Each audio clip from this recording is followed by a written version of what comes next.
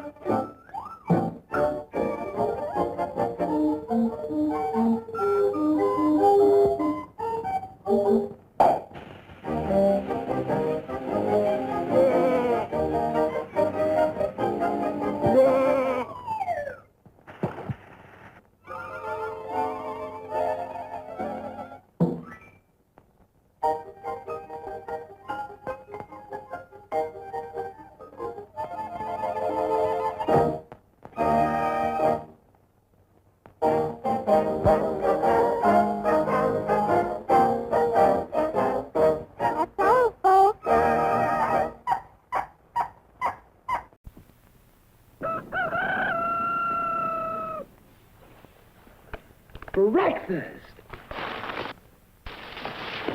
I'm hungry!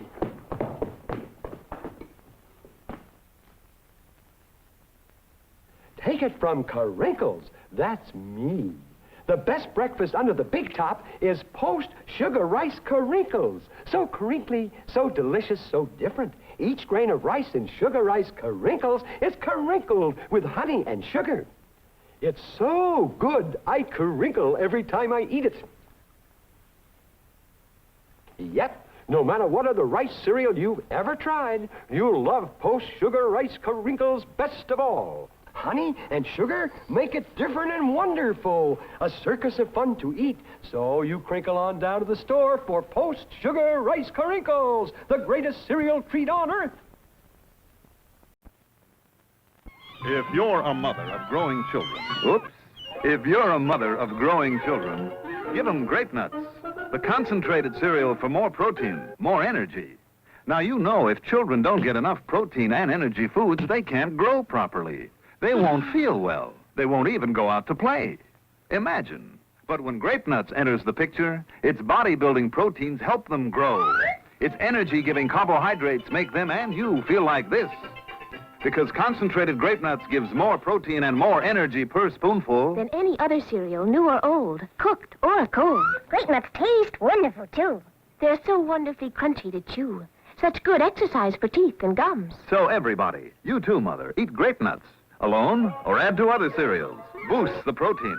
Gives more energy per spoonful. And oh, that wonderful Grape Nuts flavor. So everybody, you too, Dad, everybody eat Grape Nuts, the concentrated cereal. Hey, kids, someone's making phony alphabets. They look almost as good as alphabets, taste almost as good, too. Mighty Mouse will never know they're not real post-alphabets. Mighty Mouse! Gee, Mighty Mouse, you knew they weren't real alphabets. Sure, everyone can tell real post-alphabets. Only post-alphabets have all the letters of the alphabet and energy and stuff to make you big and strong. We know, Mighty Mouse. A, B, C, D, E, F, G. Alphabets for you and me. The shape is new, a new taste too. So nutritious, good for you. Good for you! Try alphabets, and you will see. They're A, B, C, delicious. Now let's get that guy making the fake alphabets. Ask Mom to get you some post-alphabets, kids. They're sparkled with sugar to taste just a little bit better. Well, hello, boy. Now, what do you say? Let's make with the popcorn right away. Too much trouble and bother, yes, indeed. No, man, heat's all you need. You need more than heat, boy, according to Hoyle. You need popcorn, salt, butter, and oil. And the frying pan, or to be completely proper, you ought to have a popper. I dig it you ain't hip, old man, to easy pop popped in its own pan. You mean easy pop popped in its own pan? Now you're swinging, Daddy. Crazy man. Why don't you make it with me to the grocery shop? We'll both take a pan of this easy pop. Now, give it the heat bed. That's the wildest. Easy Pop's too much, the neatest, the mildest. We'll all have a gallon in just about a minute. Popcorn, salt, and oil, and everything in it. What do you know? No muss, no fuss. There's Easy Pop popcorn for all of us. Easy Pop, man, that's real popcorn. Once upon a time, as the story of Jack and the Beanstalk goes, a ferocious giant lived in a castle high in the clouds. The giant. So, Mrs. Giant hid Jack in the oven. Isn't this exciting? Ho, ho, ho! Something smells good enough to eat. Mmm.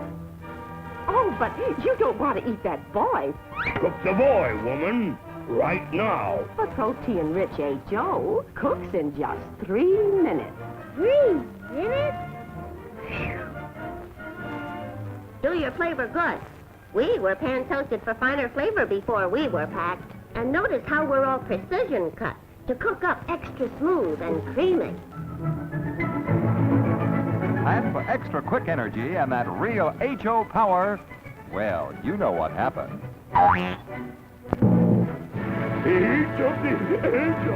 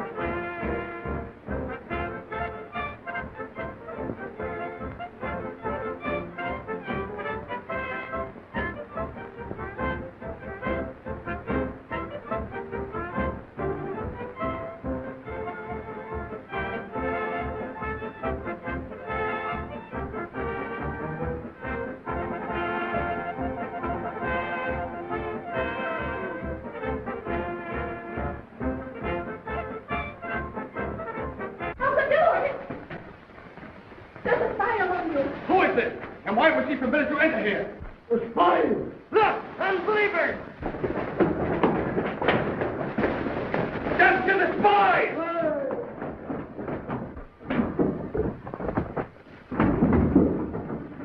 Quick! Lower me down. No need to break the door down. Hey, stop pushing. Now's our chance. Don't fool yourself. It's a trick.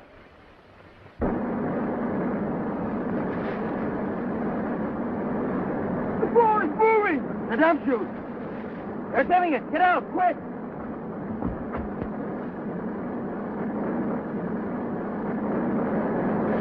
Oh, can't reach them.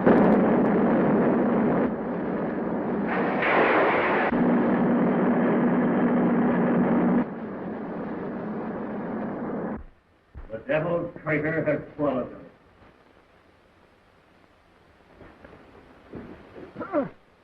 Use your bayonet! Stick it in the floor!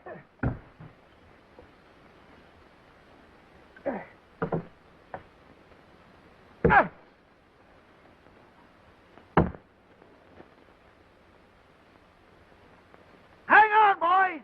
I got the idea!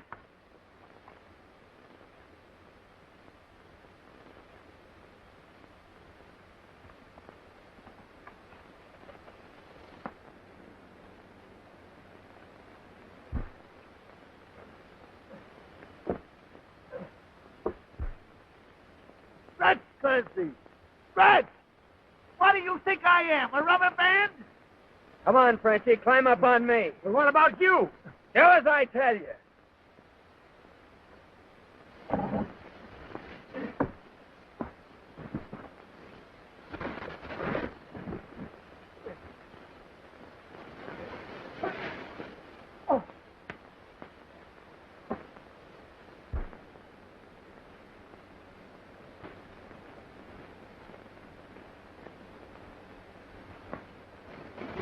We gotta get up, Dutch.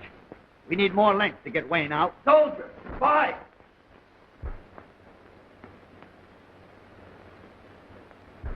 Will! He's spotted us. Duck quick! But what about Wayne? We can't stay here. They'll get white.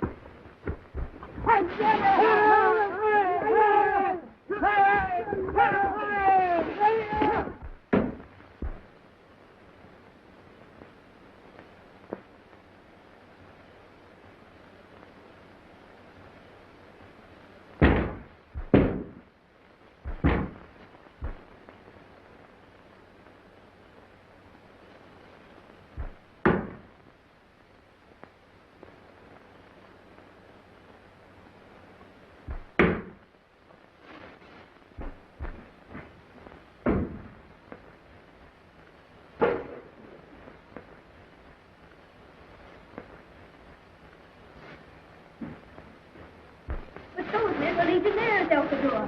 The spy I trailed here was American. An American? You mean Lieutenant Wayne? No. Calls himself Major Booth. Claims to be a Secret Service man. Here's the card he gave me. Major Booth, U.S. Army, Department of Military Intelligence. I saw him disguise himself as an Arab and... As an Arab? Show your faces. Every one of you.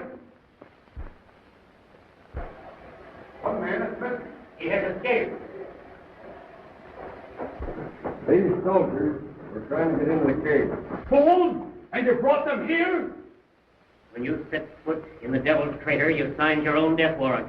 Elfador, you can't kill these men. They're soldiers of France. But they're also a menace to our cause. To release them would seal the doom of every man here. But... Silence! You know the fate of spies. The firing squad. Take them away. You will remain here.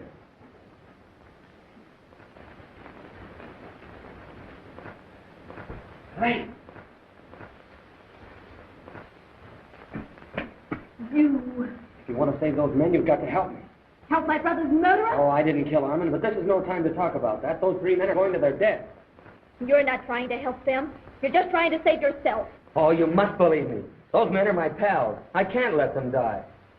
I swear, if you'll help me now, I'll give myself up the minute I get away.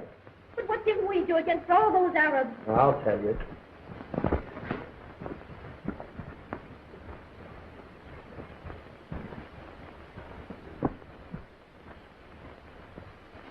Eye front, boys. Ready? Aim. Help! El Kaddour! Quick!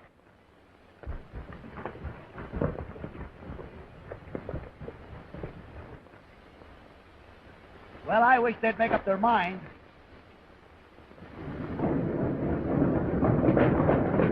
Quick! He went that way! The car! Destiny and the leader! Tell the door!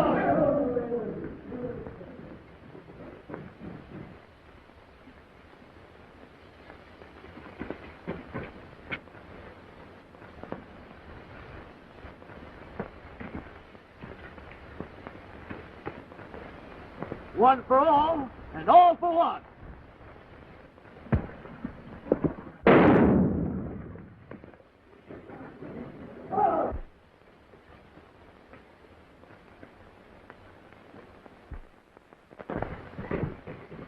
They must not escape.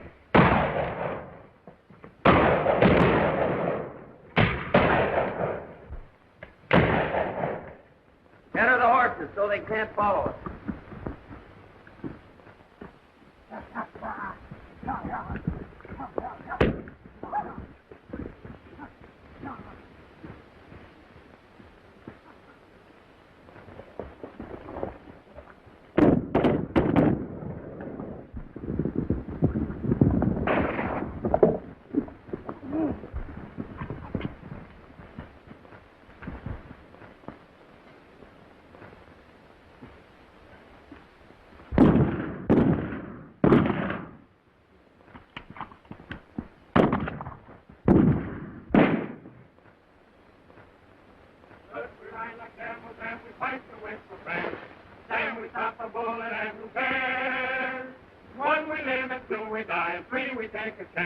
For we are the Three Musketeers, sing low, one for all and all for one, the Three Musketeers. Hold on a minute, boys. This is where I leave you. You mean you're going to give yourself up? I promised Miss Corday. What kind of a girl is she? Make against such a promise. Don't blame her too much, boys. I guess if it was our brother that was murdered, we'd feel the same way she does. So long.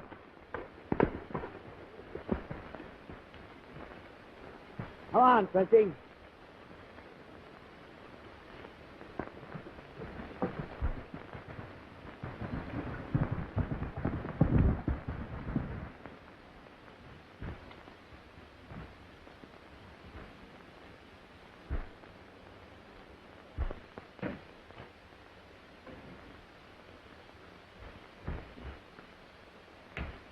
Well, here I am.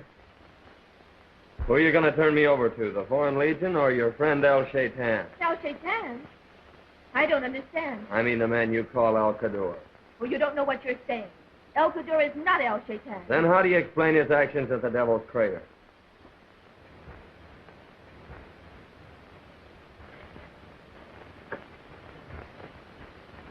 Well, maybe I haven't any positive proof against El Kaddour. But neither of you against me. Yes, I have. My brother's letter convicting you as a gun runner. Can't understand how Armand could have written such a thing. May I see the letter?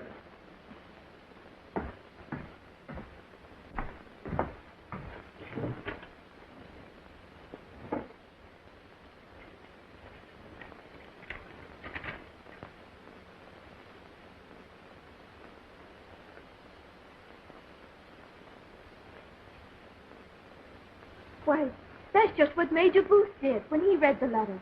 Part of this page has been cut off. Maybe that's the paper that Major Booth took from Ollie. Where is Ollie? Ollie! Ollie! Ollie! He must have gone out. I'm sure the missing part of this paper would clear me. I've got to get a hold of that fella Booth. He told me that he was staying at Ratkin's store. Then you'll give me a chance to prove my innocence? More than that. I'll help you.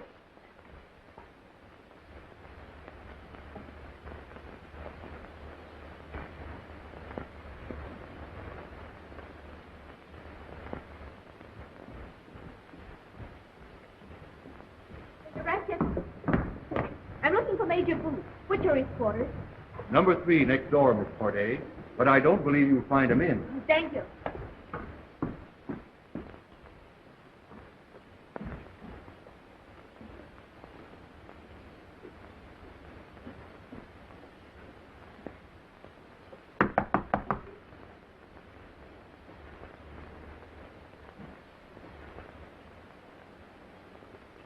Number 3, the coast is clear.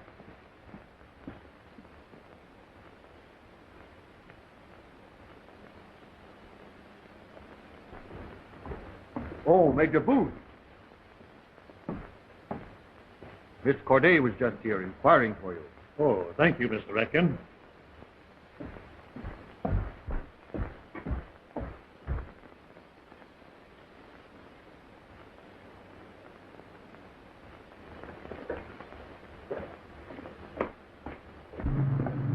The drum of the El Shaitan.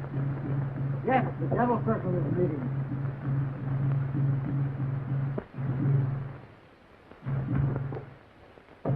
Throw up your hands.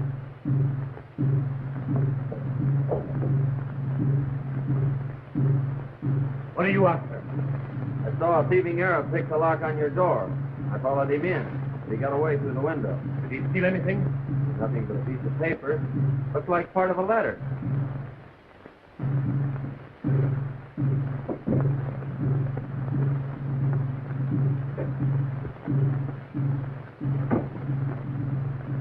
Officer's boots with a private uniform. So you're an imposter. What's your game?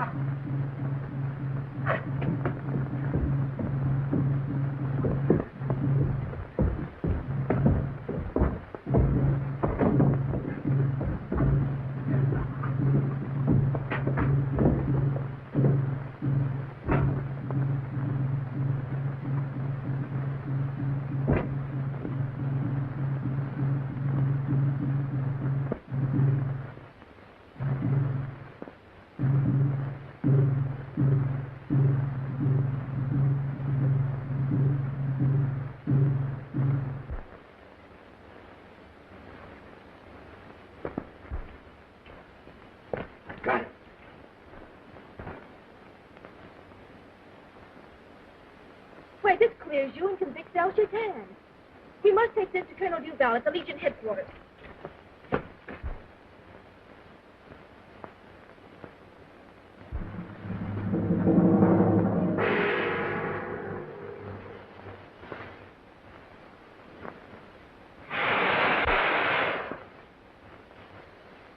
The Devil's Circle is complete.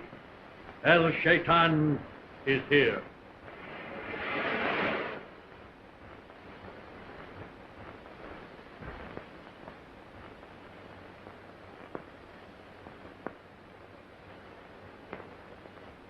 Our cause is in danger. Lieutenant Wayne is in possession of damaging evidence against us, which must be suppressed at any cost. Let me pass. I must see El Shaitan at once. Pardon, Master. I bring news that will not wait. Speak. Lieutenant Wayne and Miss Corday are on the way to Colonel Duval with a letter. They must not get there. After them.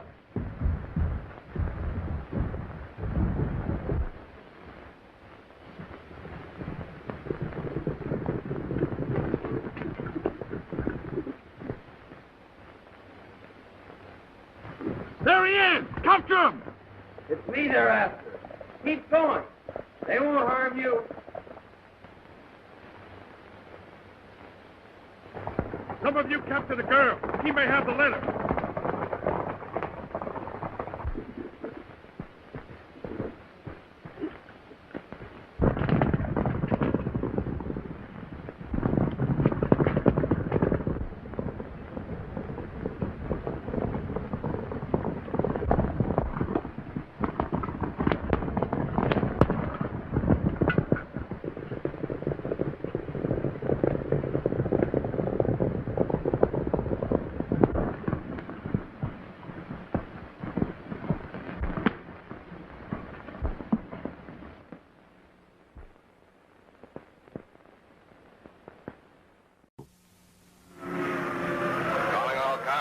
Be on the lookout for dangerous dirt, drippy rain, and torchy sun. They're car killers. Now listen, you guys. Dangerous dirt's gonna handle the dirty work on this job, see? Yeah. Okay, Jocko. Just because my name is Drippy Rain, that doesn't mean I'm all wet. Take it easy, boys. Torchy sun'll make it plenty hot for 'em. Wait, Jocko. Look up in the sky. It's a bird. It's a plane. No, it's a turtle. A turtle? Yeah, super turtle. Everybody wants to get into the act, but I'll stop 'em because Tidal Wax Auto Polish with Brillium gives your car a super brilliant hard shell finish that protects it like an invisible garage. A full year's supply, only $2. Turtle Wax gives a hard shell finish. Turtle Wax!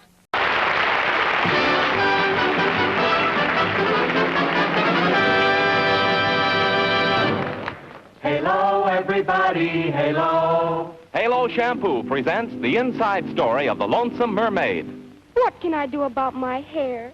It's so dull and stringy looking, the sailors never whistle at me anymore.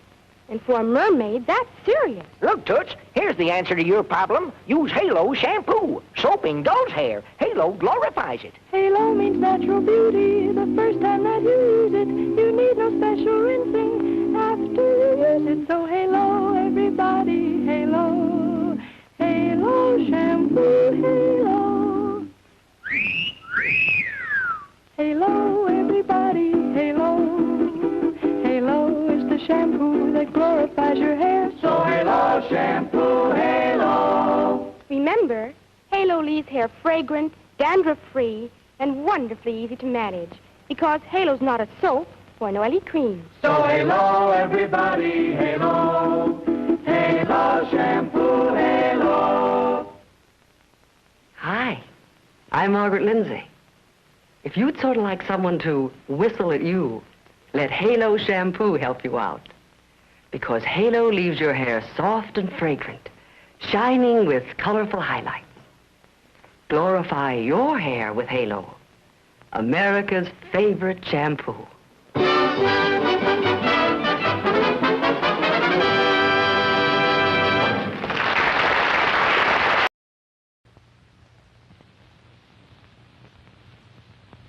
When Sally came to the city, temptation faced her wherever she turned. But Sally was lucky. Her conscience was never far away. Stop, Sally. You know that eating between meals is bad for your figure. But I'm hungry, and dinner won't be for hours yet. In that case, choose chiclets, because chiclets are so refreshing and satisfying. Yes, chiclets are handy when you're hungry between meals. They're so refreshing and satisfying. Not only that, they're delicious. You see, every box of chiclets contains the flavor of 100 Dewey fresh mint leaves, locked in by Chiclets' exclusive candy coating. So remember, when you're hungry between meals, chew Chiclets. You'll find they're so refreshing and satisfying. Chew chiclets.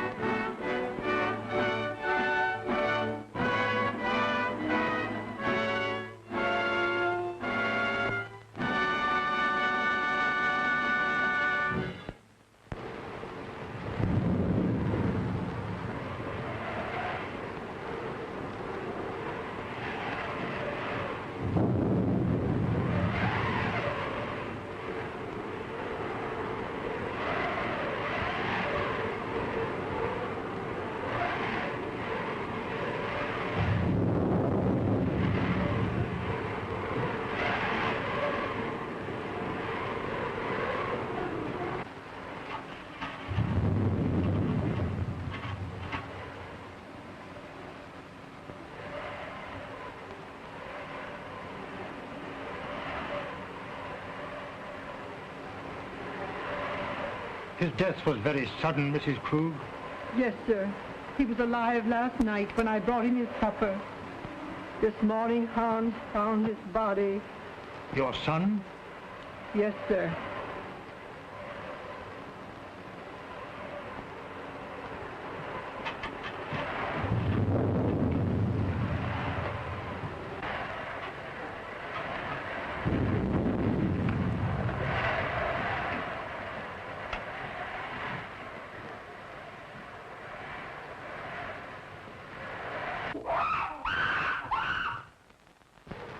It's Yogi, Mr. Earleton's ape.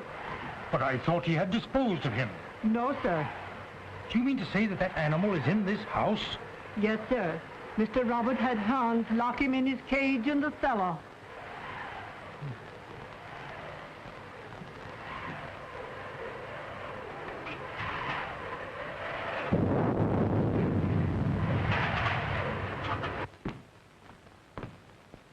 Everything secure, Hans? The cage is strong enough. I put a chain across the door. But what makes him scream so? That's because of the corpse in the house. He remembers his dead master.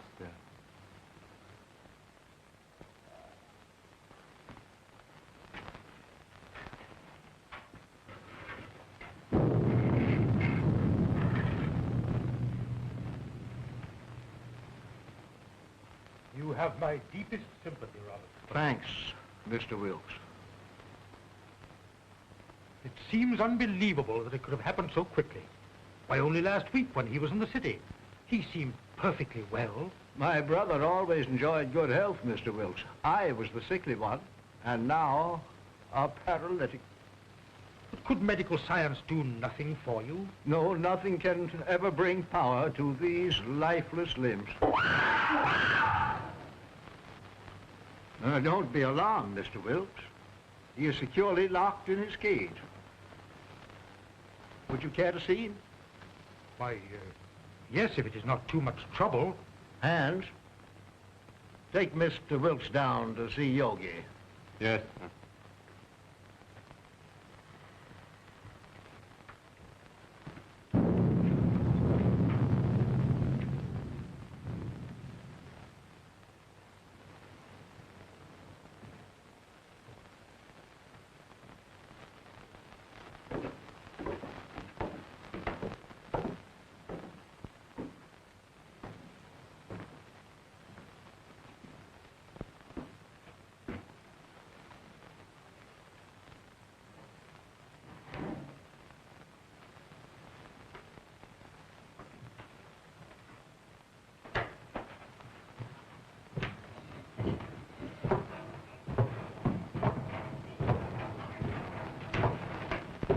There was a mate to this one, but it died in one of Dr. Earleton's experiments.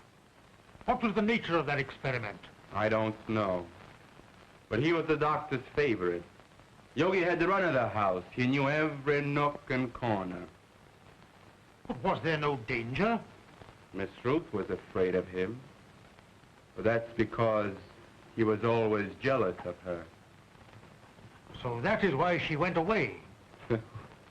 I suppose she had other reasons for wanting to get away from this dreary old place.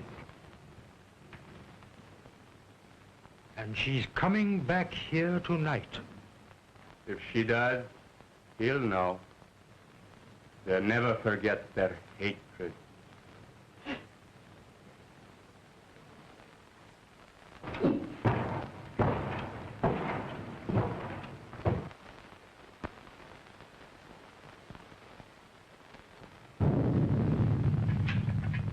Is Miss Ruth's room ready? Yes, sir. Light a fire there. It's growing cold. Make her room as cheerful as possible. Yes, sir.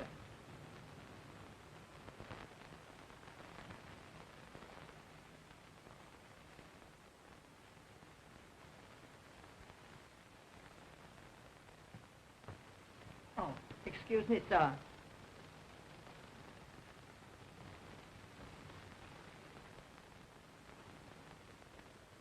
Look down the road and see if you see any signs of Miss Ruth.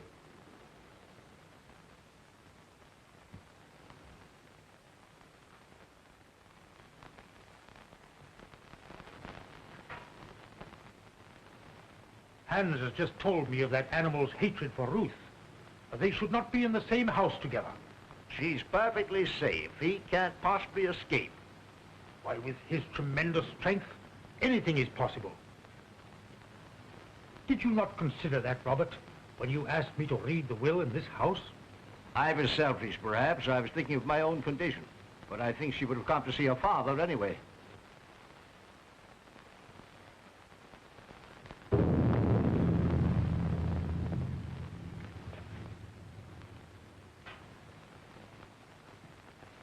Storm is increasing. I'm afraid I shall have to impose on your hospitality and spend the night here. Yes, of course. Mrs. Krug. Mrs. Krug? Mrs. Krug!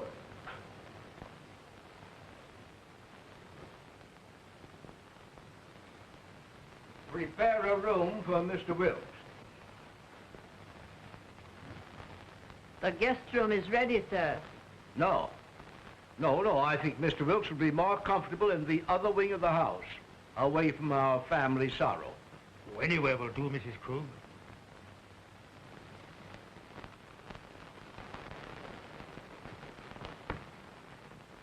Did you see anyone on the road, Hans? Can't see a thing.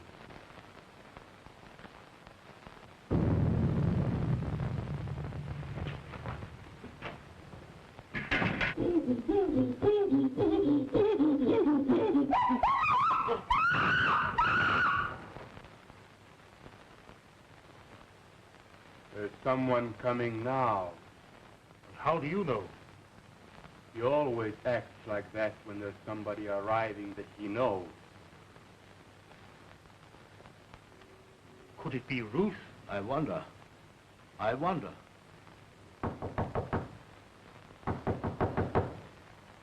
County Cruz! County Cruz!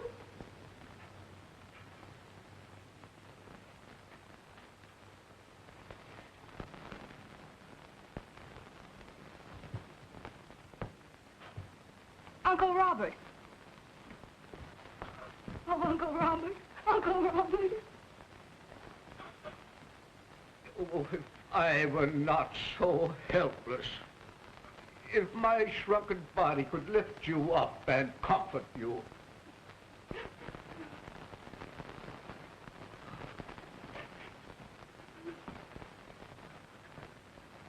There, my child. Be brave, dear. Be brave.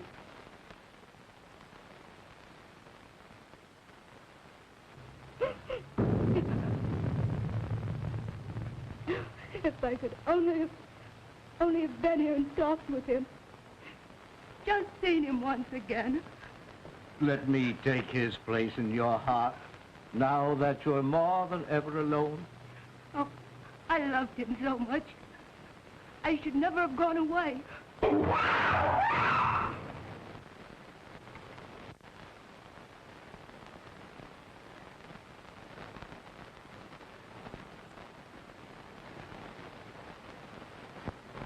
There is nothing to fear, dear. He is securely caged. Oh, but he frightens me so. Oh, pardon me.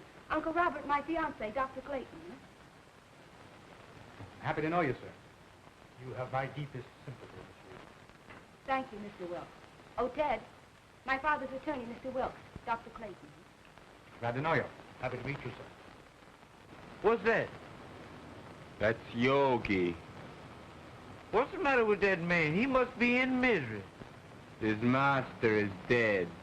Where? In there? Well, you tote the bags in there. I've got to fix on this generator and the spark plugs. Yeah. Ted, will you wait? Certainly, dear.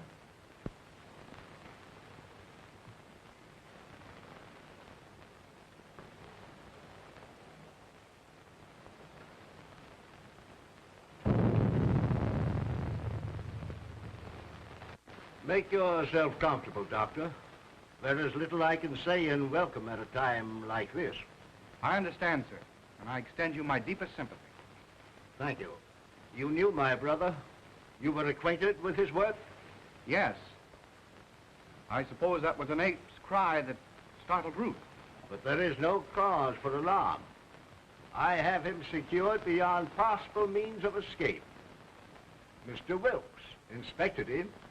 Oh, yes, he's in a cage. But he's such a powerful animal. I would not have wanted to be closer.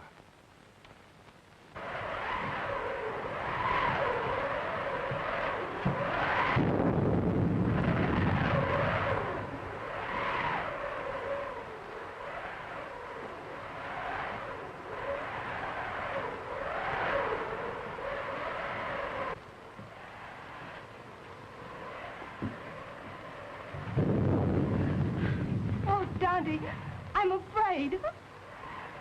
I don't know what it is, but something terrifying. Nothing will harm you, dear. Auntie Kruger put you to bed in your own little room, just like when you were a little girl.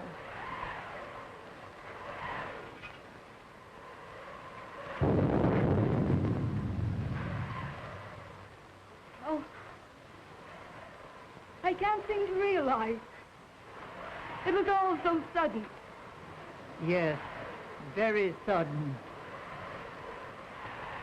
Come along with Tante, dear.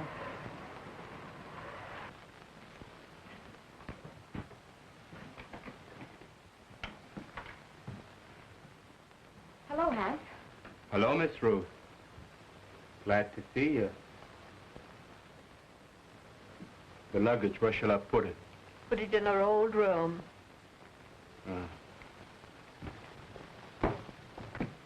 Your Uncle Robert arranged it that way. I'll fix your things for you. Thank you, Tante.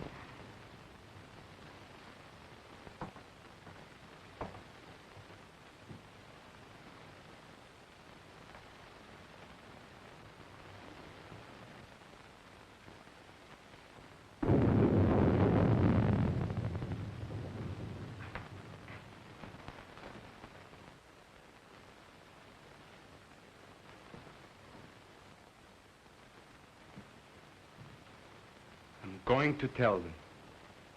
Now that he is dead, it should be known. Don't be a fool. We may be turned out. But it is our right. Haven't we been still long enough? No. Wait until the will is read. We may be rich.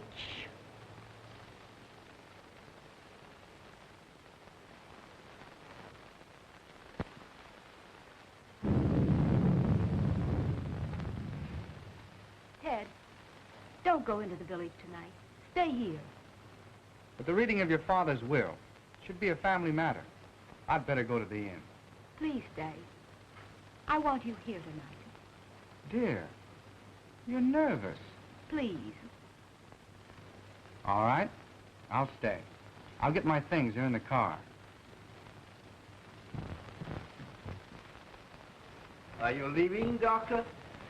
No, Uncle. He's going to see about putting the car up. You'll be more comfortable here than at the inn. Well, certainly, Doctor. We can consider you one of the family.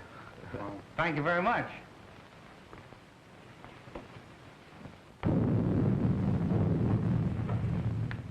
Oh, Hans, will you show Dr. Clayton where to put his car? He's staying all night. All right, Miss Ruth. Thank you, dear. I'll only be a minute.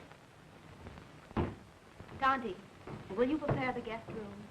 Yes, I will, dear.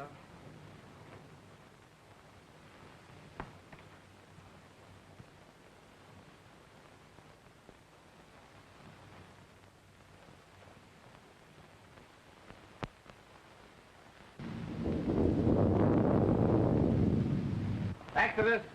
Exodus. Yes, Dr. Clayton. Get the bags out of the car. We're staying here for the night. We is? Isn't that why them cops at? You know, Dr. Clayton, I think I'll go for a walk. Go to a movie or play some pee-wee golf. Nonsense. You can't walk to the village in this storm. It's 11 miles. That's just a pleasant walk. I'd just love to take off my shoes and play in the raindrops.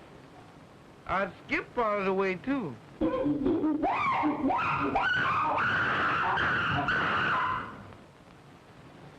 Did you hear that? Get the bags out of the car. Hans will take care of it.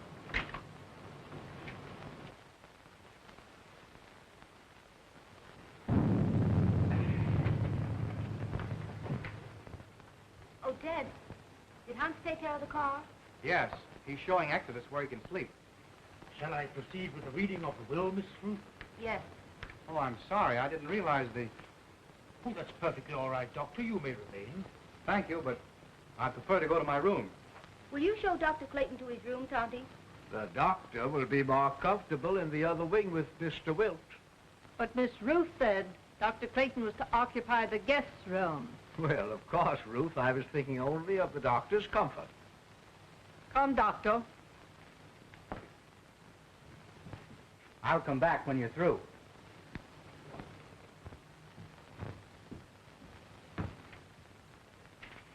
Is it necessary for Mrs. Krug to be present? Why, yes. She is mentioned in the will.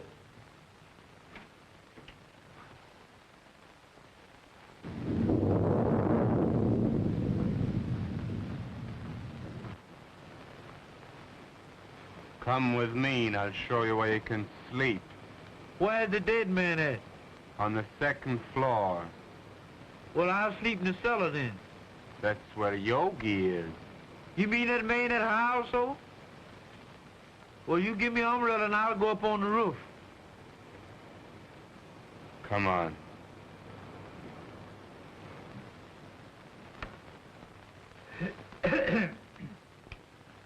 In the name of God, I, Philip Elton, being of sound mind and memory and not acting under duress, menace, fraud, or undue influence of any person whatever, do make, publish, and declare this my last will and testament in the manner following.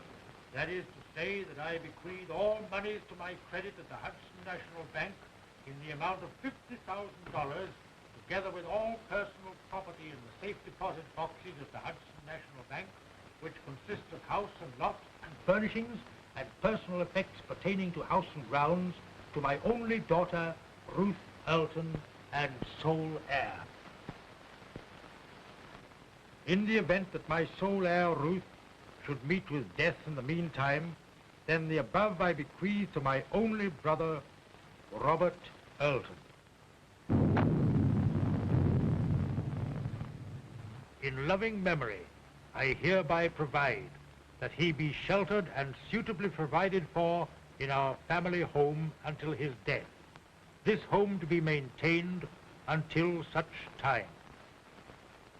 To my faithful servant, Emma Krug, I hereby bequeath the sum of $50 monthly to be paid out of my estate. This sum to continue without recourse until her death. I hereby appoint William Wilkes as executor of my will to act without bond. Witness my hand this the 22nd day of April, 1925. Philip Elton. I'm very grateful to your father, Miss Rose.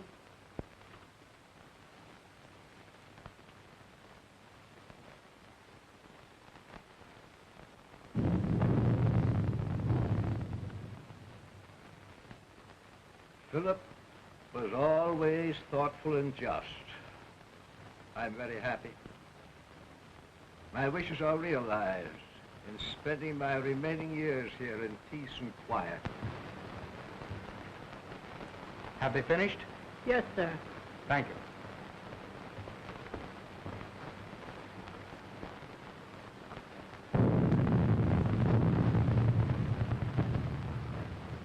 It ain't fair. It ain't fair, not a penny. And we have been still for so long. And now we get scraps thrown at us by strangers. It wasn't him. He was a good man. Now she comes back. Now there's money to be had. And we who have stayed in word get nothing. Wait. Someday... I've waited long enough. I'm going to speak. And if you do, I'll swear that you are mad. Now carry him upstairs.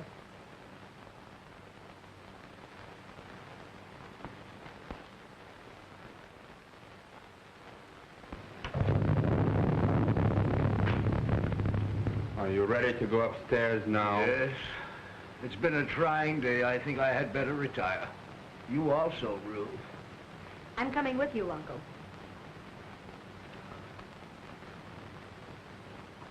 Coming, Ted?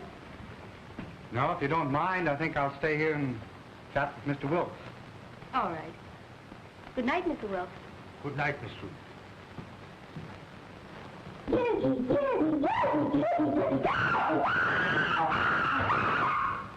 That yoga man sure is mad about something. If he's gonna yodel all night, ain't nobody gonna sleep. Hans, I will go through my brother's room. I have had my bed moved to the room next his, so we could spend these last few hours together. Go to my room, dear. Yes, Uncle.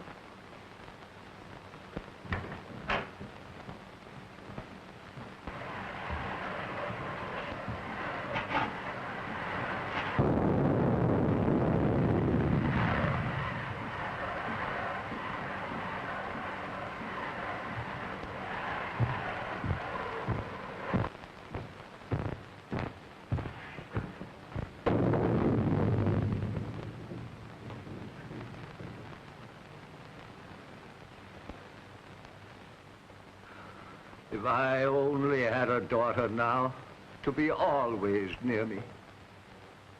I shall always want to be near you, Uncle. You were so much like Daddy that it will keep his memory fresh and dear to me. You are now a wealthy girl, Ruth, and you must make the most of it. Wealth to youth is golden, but to age it is a milestone. I love you, dear. Good night. Good night.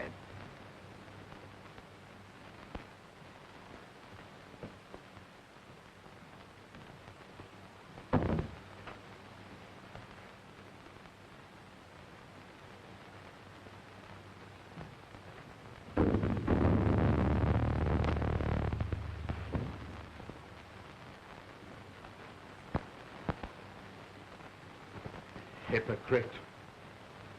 Dull hypocrite. Why don't you tell her you hate her? Why don't you tell her you want the money more than she does? You're all liars. A remarkable woman, Mrs. Krug. She's been here for nearly 20 years. Her devotion to the brothers was almost her religion. And, Hans, is he her son? Yes. He was a baby when he came here. I believe she comes of a very good family, but she gave up everything to come to America. Mm-hmm. They're Germans, aren't they? Yes, so are the Eltons. I think there's some sort of a distant relationship. There's a large fortune involved, isn't there? Considerable. Enough to almost burden a young woman like Ruth. I believe she understood the provision of the will. The estate is hers unconditionally.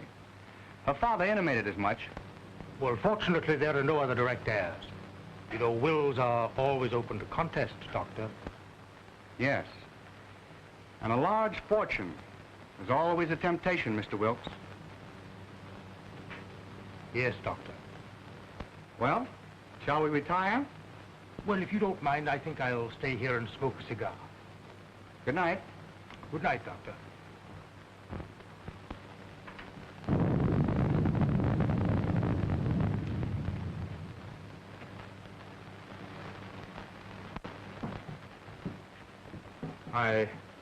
I've attended to your car and driver, sir. Thank you, Hans.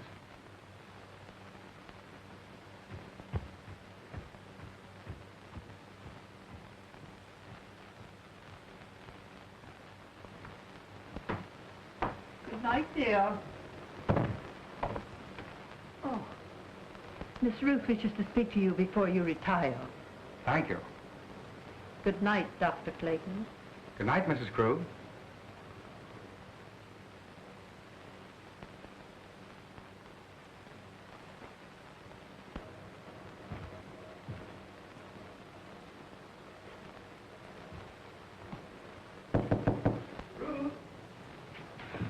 Come in, Ted.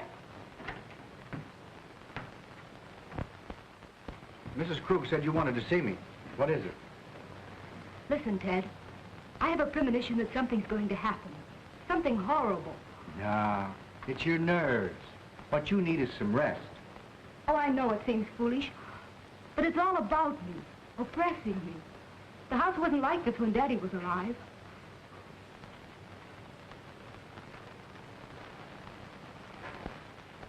That's because you've grown unaccustomed to it. It's an old place, isn't it? It's supposed to have belonged to smugglers a long time ago. There are tunnels and secret passageways all through the house. Daddy had them all sealed up because when I was a kid, I was always getting lost in them. That's swell. That's the first smile I've seen today. Now, it's time little girls like you should be in bed. And I could do with some sleep myself.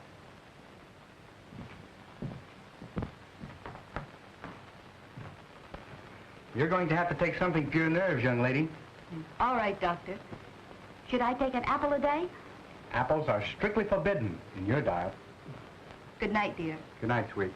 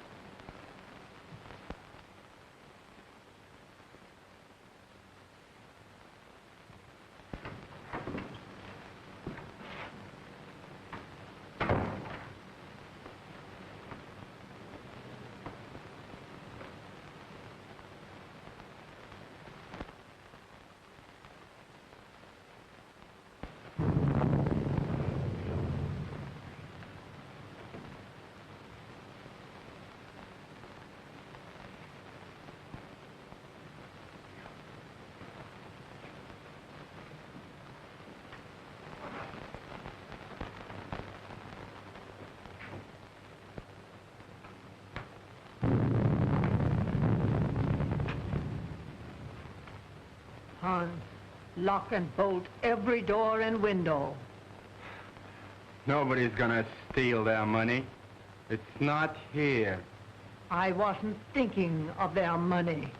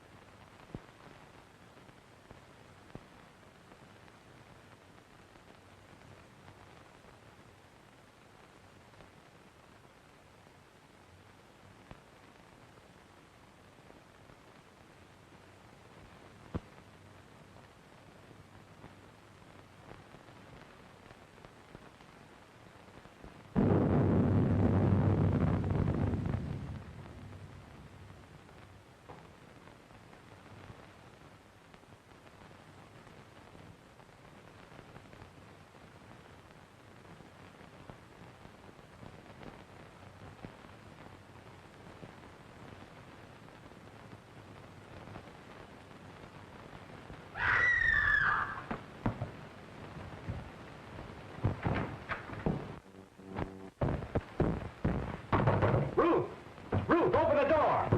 What's happened? What's the matter? I just heard Ruth scream. Ruth! Open the door, Ruth! What was that? Someone come to me. Ruth! Wilkes! What is it? What has happened? Now, be calm, Robert, be calm. It was my niece. I heard her scream. What is it? Oh, Dad! Dad! Well, what happened, Ruth? What's the matter? Oh, it was... Oh.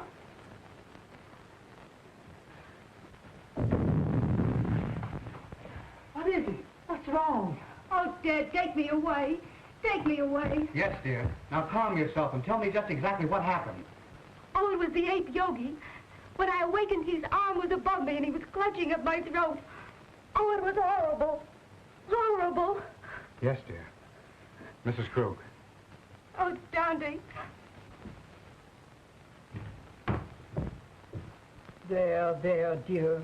You're just nervous and excited. Oh, Auntie Krug, I'm afraid. I'm afraid.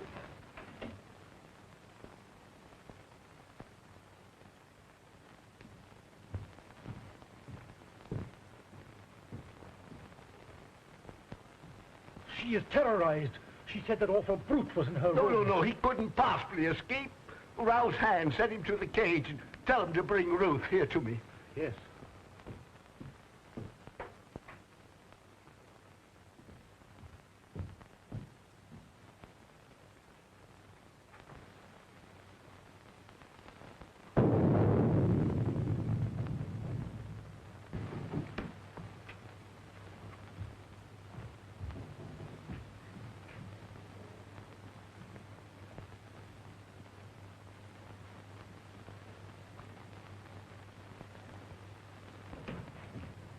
Hans, has that animal been out of its cage? No, sir. The lock hasn't been touched, and everything is the way I left it. Well, that's a relief. Miss Ruth evidently had a nightmare. Dr. Clayton? Oh, Dr. Clayton.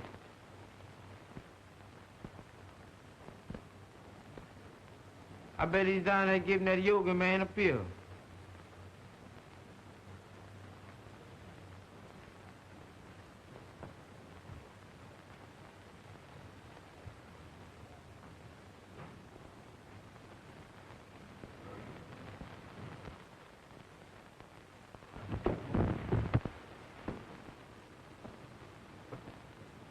Oh, Miss Yoga. Miss Yoga, please don't do it this time. Don't bite on this time, Miss Yoga. Turn me loose, Miss Yoga. I'll leave you. I ain't never coming back here no more. What is all this nonsense? What did you say, Yoga?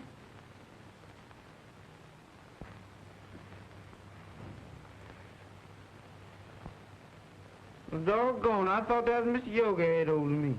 Go to your room. Yeah, that's where I'm going, and far away from here. That's all right. You needn't share me. I'm going in now.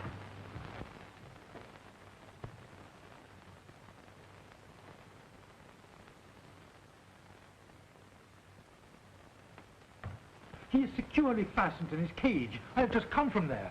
Did you find anything, Doctor? Nothing. I've carefully examined your room, dear, and there's no evidence of anyone having been there. My little girl was having a nightmare. You're wrought up. Your nerves were playing you tricks. But it was so real. I can't believe I was dreaming. Dreams always seem real, dear. Now, what could possibly harm you in the room where you have slept since you were a child? I'm an awful baby. I've disturbed and frightened you all. You let your doctor give you something to soothe your nerves and have Mrs. Krug put you back to bed. I'm awfully sorry. Good night.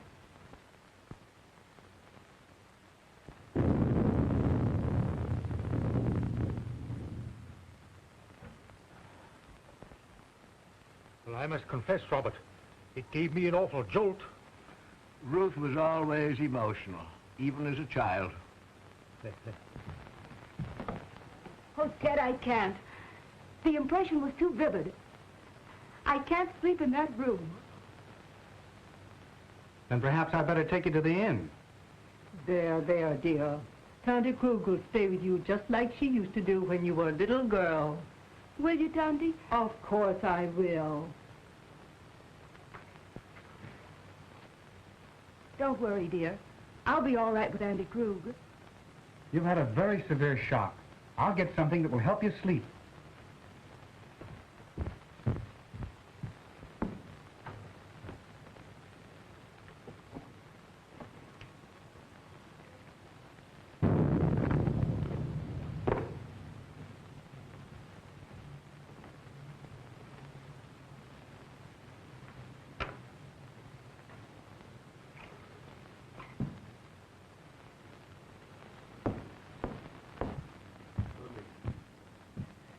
Drink this just before you go to bed, after it's dissolved. Thanks, dear. Perhaps I won't need it. I'll sit up for a while to make sure you're all right. Thanks. Good night. Good night, dear.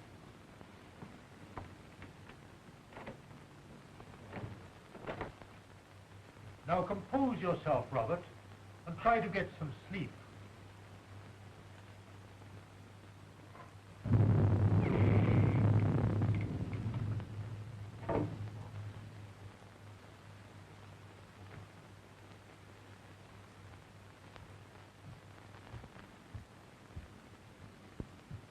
You may have another patient, Doctor.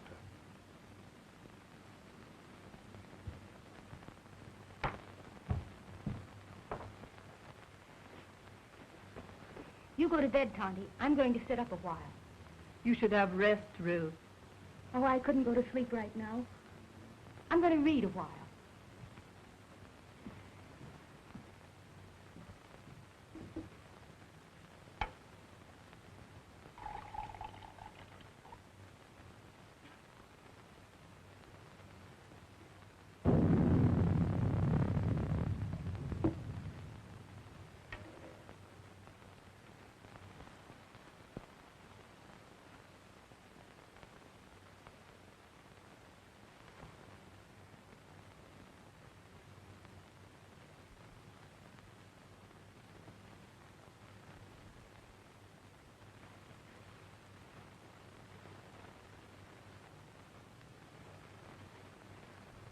Mr. Wilkes,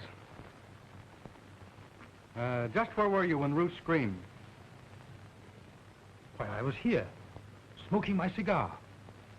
I must have dozed off. When I heard the scream, I rushed upstairs immediately. And you stopped by Robert's room? Why, yes. Her scream had awakened him also. And Hans was at the foot of the stairs, and he went to the cellar with you? Yes. The ape was in his cage, and the chain was securely fastened. But I'm convinced that Ruth was dreaming.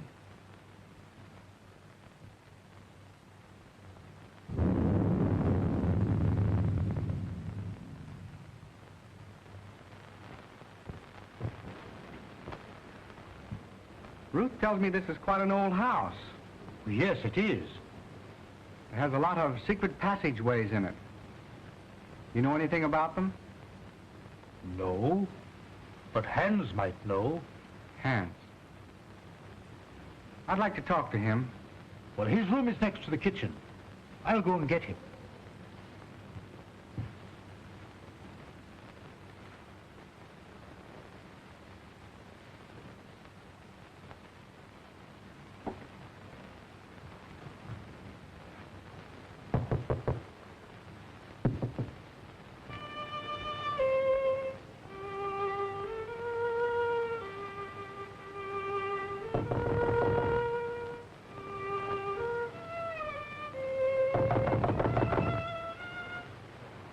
Hans!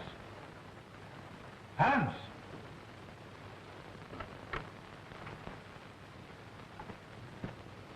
Yes, sir? Dr. Clayton wishes to speak to you.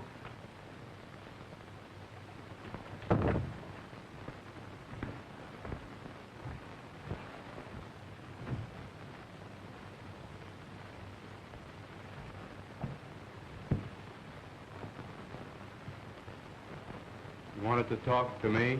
Yes, Hans. I want to ask you some questions. If Yogi should escape from his cage, Miss Ruth would be in great danger.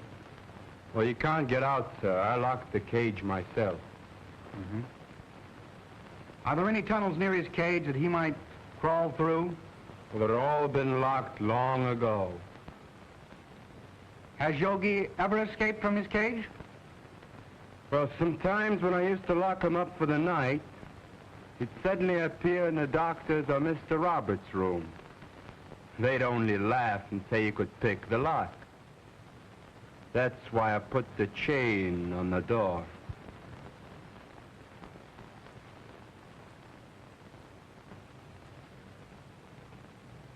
That's all, Hans. You may go. Very well.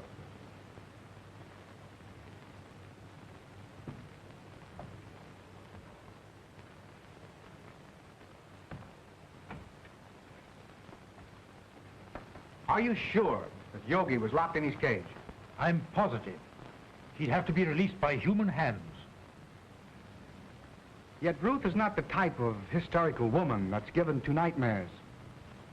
I think you're alarming yourself unnecessarily, Doctor. I wonder. I still can't believe she was dreaming.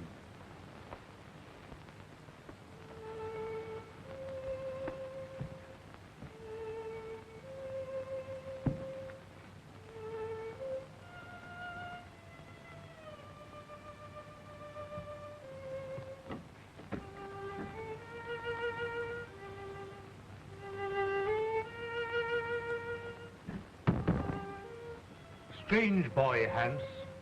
He often plays until late in the night. You say Hans was in the cellar? Why hadn't he gone to bed? Well, Hans's room is almost over Yogi's cage. He told me, before he heard the scream, that he heard some sort of slight shuffling noise coming from the cellar, and he went down there to investigate.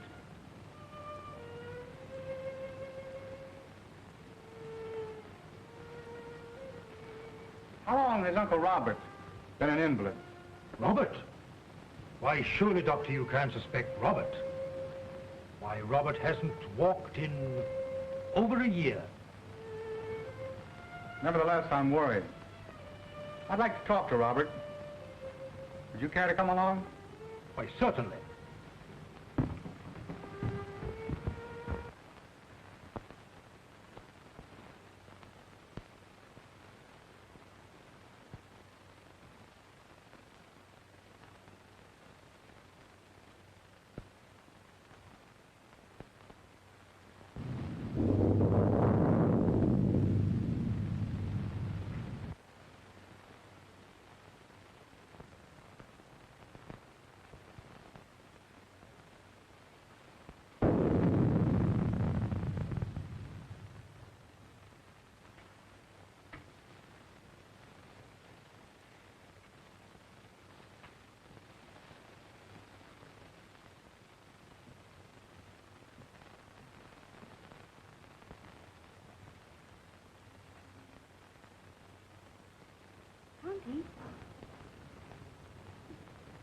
Tonty Krug.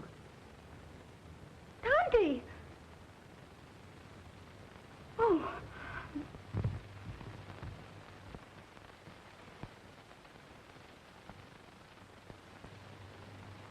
He's sleeping. Perhaps we'd better not disturb him until the morning, Doctor.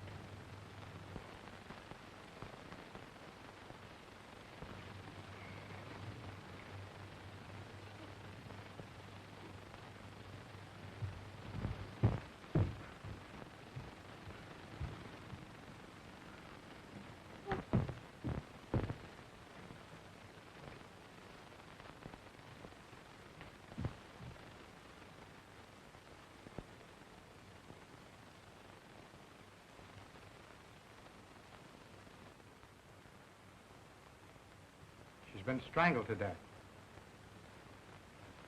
Ruth. It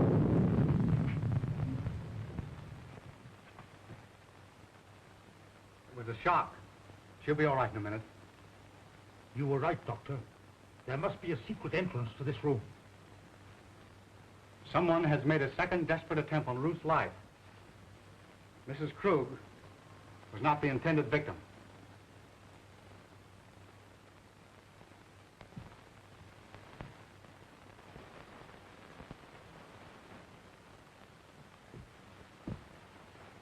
Who could have done this? Let's see. Robert was in his room. Yes, but we know where Hans was. Could there possibly be a secret passage to the ape's cage? I don't think it was the ape. His animal instinct would have told him it was not Ruth. Possibly.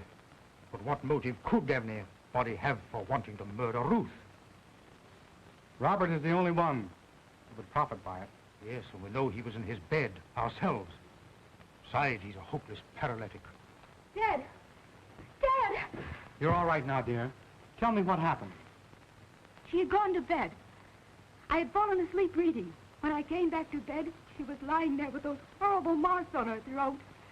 Well, didn't you hear anything? I didn't hear or see anything. Oh, Dad, take me away.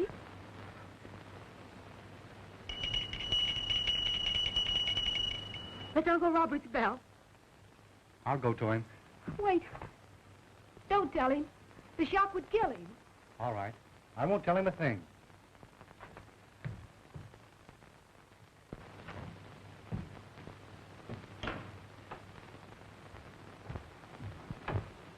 I thought I heard something. Has anything happened? No. I was about to retire when I heard your bell. Is there anything I can do for you? Nothing, thank you. Well, you seem disturbed. Are you ill? This has been a very severe ordeal for me, Doctor.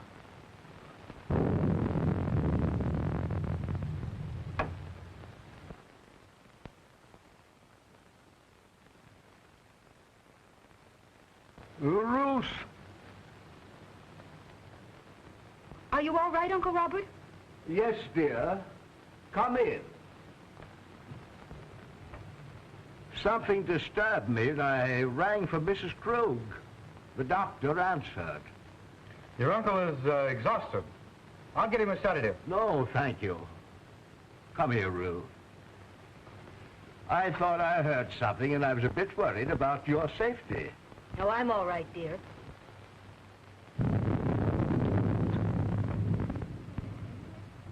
Well, Doctor, did you learn anything? Yes. Robert did not know of Mrs. Krug's death. I was taking his pulse when Ruth entered the room unexpectedly, and it stopped completely for several beats. There can be no possible connection. Why, the man is a helpless paralytic. I'm not so sure. I want to find that out for myself. Would you be so kind as to take Ruth downstairs? Certainly. Thank you. It's late, dear. You'd better try and get some rest. And you'd better go to bed, too, Ruth. I'll take care of your uncle. All right, Ted. Good night. Good night, dear.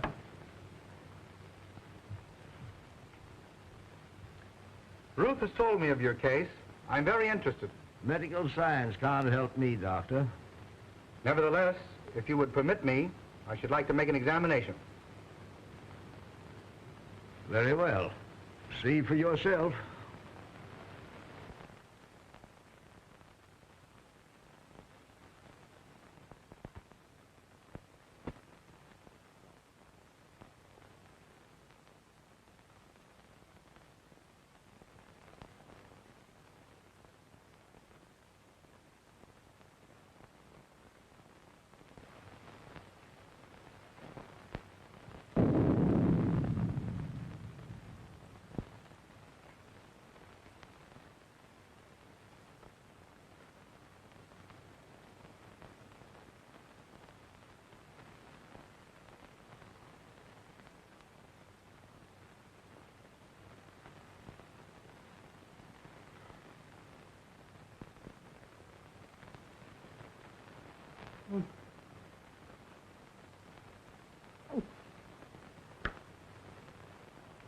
Mom.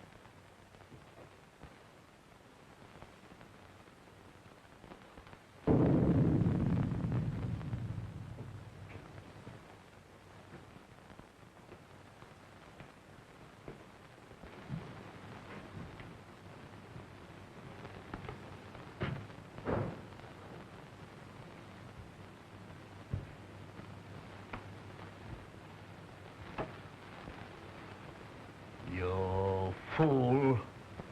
You let the girl escape. You have failed again. It was her bed. I was sure it was the girl. Instead, it was my mother I killed. Do you understand, my mother? Emma? Dead? You put the idea in my head. Because you wanted the money. You told me when the girl was out of the way, you would acknowledge me as your son. And we'd both be rich. They'll hear you. Shut your vile mouth. Why didn't you tell him I was your son? And now Mother is dead. And it's all your fault, you shrunken devil. Yours and the girl's. And I'm gonna kill you both. Hands! Hands! I was wrong, Mr. Wilkes. It's utterly impossible for Robert to ever walk again. Why, Ted, what do you mean? Ruth, you must realize that the attack made on Mrs. Krug was obviously meant for you. But who would want to harm me? There is only one possible solution. The ape. Yogi. Oh, Ted, if he's loose, he will kill me. Oh. Mr. Wilkes, will you see if Yogi's in his cage, please? Why, yes, yes. Oh, Ted, then it was Yogi's arm that I saw. I wasn't dreaming. I'm not sure yet, dear. Oh, Ted, take me away.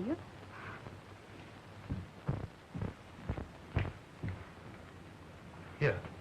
Have you got a revolver in your car? No, sir, I got it right here. So if you can mess around with me, I'm gonna blow a hole right through his fur overcoat. Good. Come along with your revolver. No, sir, not me. Shaw. Give me that gun.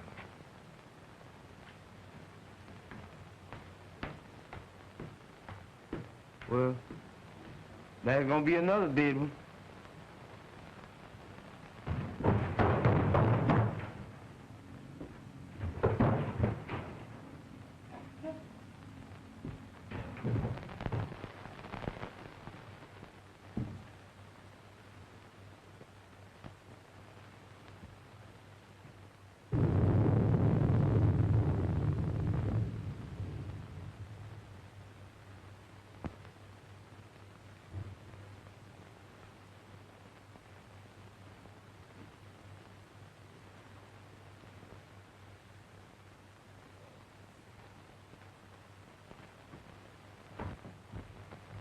The ape is securely fastened in his cage.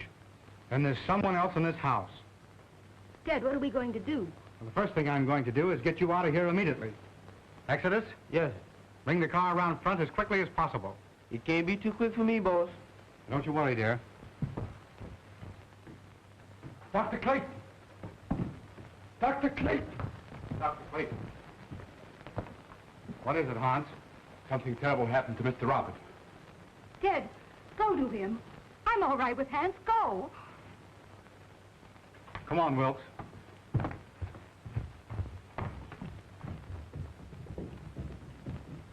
Hans, what is it?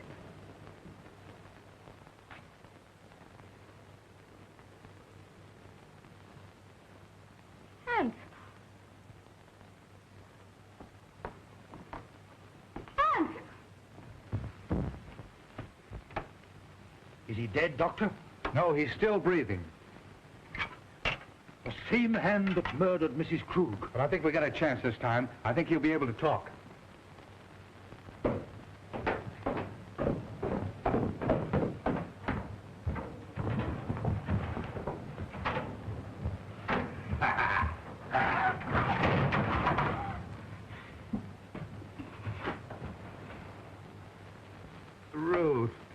Ruth. It's all right now. Tell us what happened. Take Ruth away. Ruth's safe? Who was it? I am the guilty one. I forced him to do it.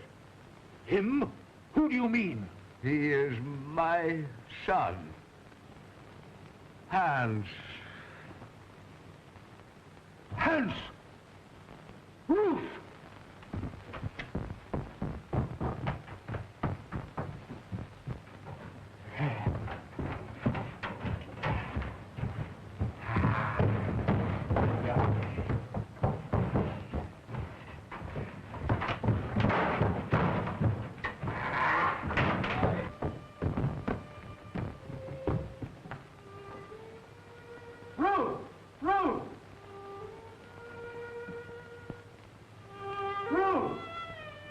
Doctor!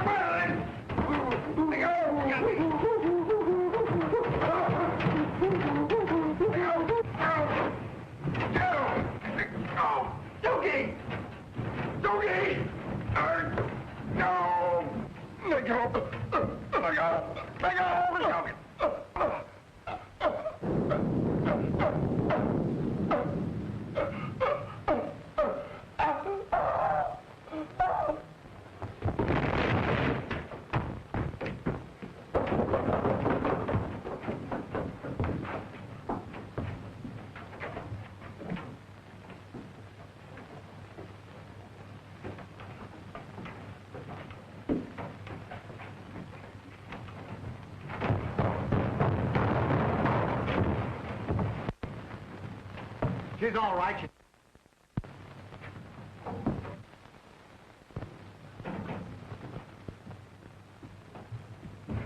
Excuse me, boss. What are they doing with one of them things around the house? Well, Dr. Elton was an exponent of the Darwinian theory. Huh? He believed that they were our ancestors. You mean that he's related to me? Exactly.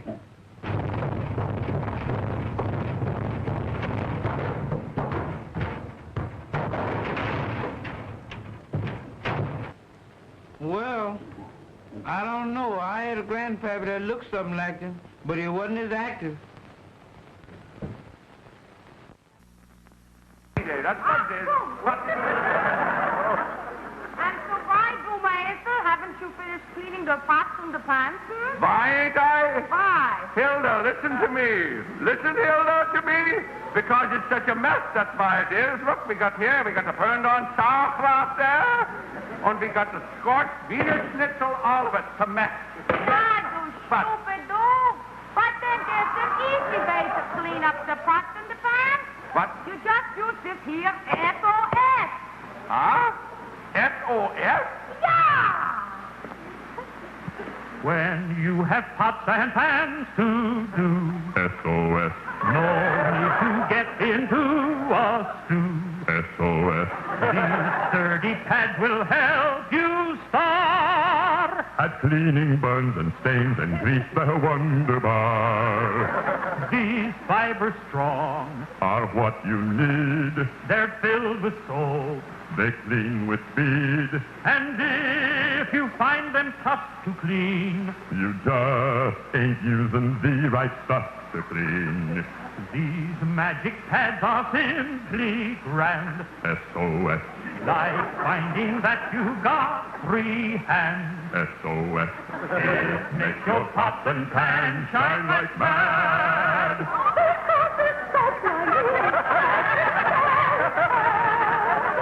Because there's soap right in each magic scouring pad. Because there's soap right in each magic scouring pad. It makes your pots and pans just shine like mad. SOS, SOS, SOS,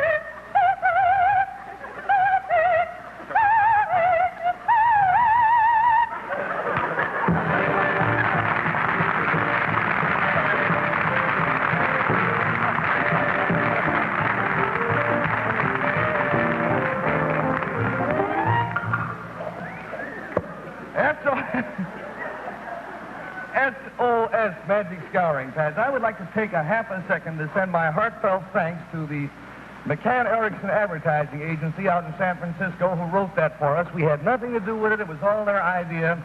And boy, I would sure like to see more fun commercials like that on television. This is the land of sky blue waters, land of cool enchantment. Listen.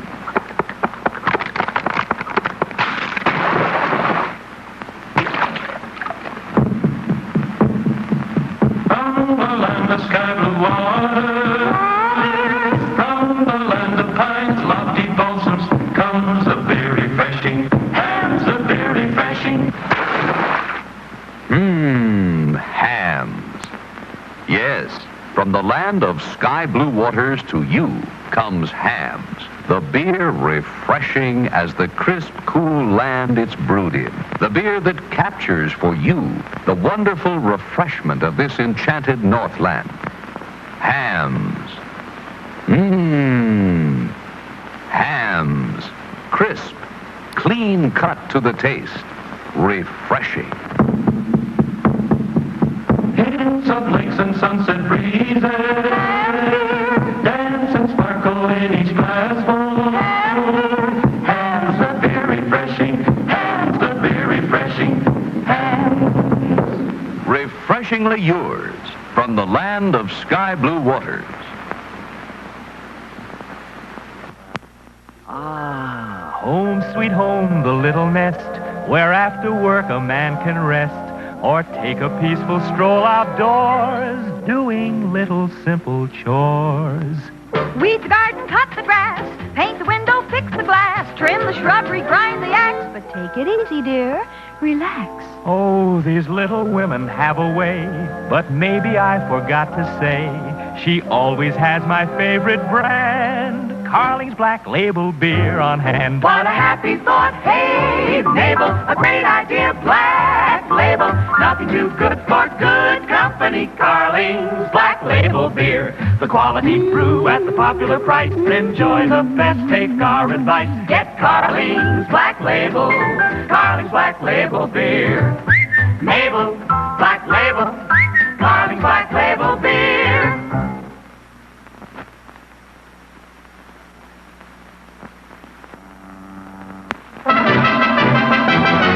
My beer is Rheingold, the dry beer.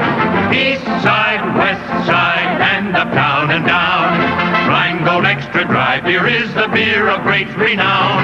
Friendly, freshening Rheingold, always happily dry. The clean, clear taste you want in beer is in Rheingold extra dry. From Lexington to Madison and on both sides of Park, they ask for Rheingold extra dry before and after dark.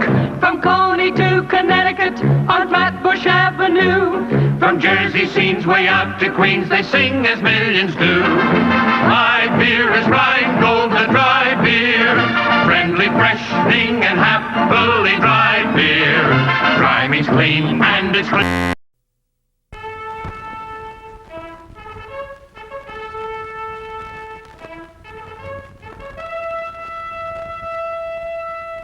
A new kind of bank night, where the winner is given a new magnificent 1937 Montgomery Ward 11-tube airline movie dial radio.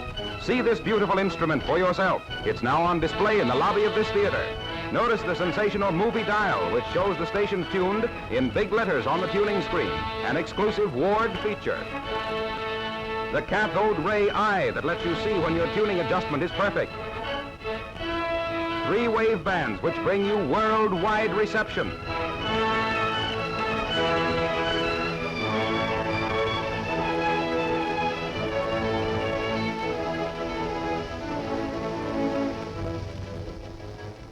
The huge 12-inch super dynamic speaker. Volume and tone controls, Ward's voice beam, and a host of other great features. This will be given away absolutely free at this theater. Every person attending this theater before the time of the drawing will begin a numbered coupon. Simply take it to the radio department of the Montgomery Ward store and have it certified. After it's been certified, tear off the stub and drop it in the box at Ward's. Keep the other half. Then, date on your calendar and plan to be here for the drawing, when the radio will be given away absolutely free by the management of this theater and Montgomery Ward.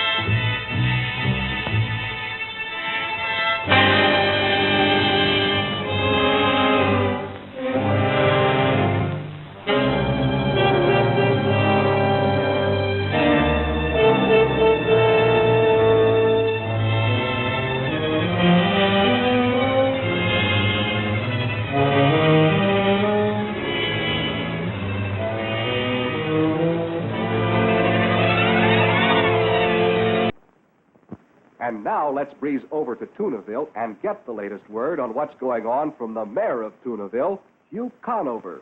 Well, it's an exciting day here in Tunaville, the town where they catch and pack breast chicken tuna. You hear that? This is the day of the big ball game, and it's just about to start. Fly ball! Sorry, game's all over. You see, they play all 9 innings at once, but it saves time. And that's what counts with folks in Tunaville, because this is where the folks live who get the tuna quicker off the clipper. Breast chicken tuna. And actually now, the breast chicken people are the only ones who operate their own fleet of tuna clippers. So they do the whole job themselves, from the catching to the canning. And that's the big reason breast chicken comes to you tasting fresher and finer. And with breast chicken, you get only the finest third of the tuna, packed faster, packed fresher. Right on time, as usual. Those are the Tunaville Clippers entering the harbor. Breast the chicken's quicker, quicker off the clipper, quicker off the clipper. Get breast the chicken right away. Why don't you try a can or two of the tuna from Tunaville? Breast of chicken tuna, solid pack or chunk style. The tuna packed quicker off the clipper.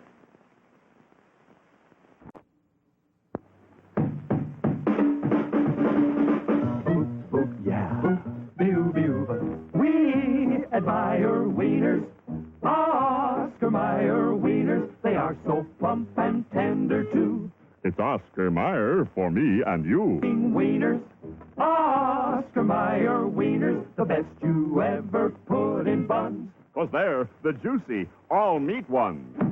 Man, they taste just dandy, and they're oh so handy. They're fully cooked, just heat and eat. And eat and eat.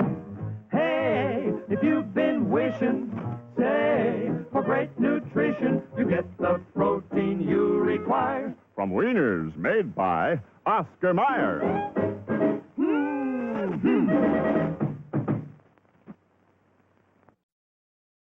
On sale at our concession stand, try the perfect refreshment. Chili Dilly, a delicious pickle treat that's spiced just right for every bite. Economical, too. There's no waste. You eat every bit of the juicy goodness of Chili Dilly. How about trying one right now? Chili Dilly, on sale at our concession stand. You'll love 'em.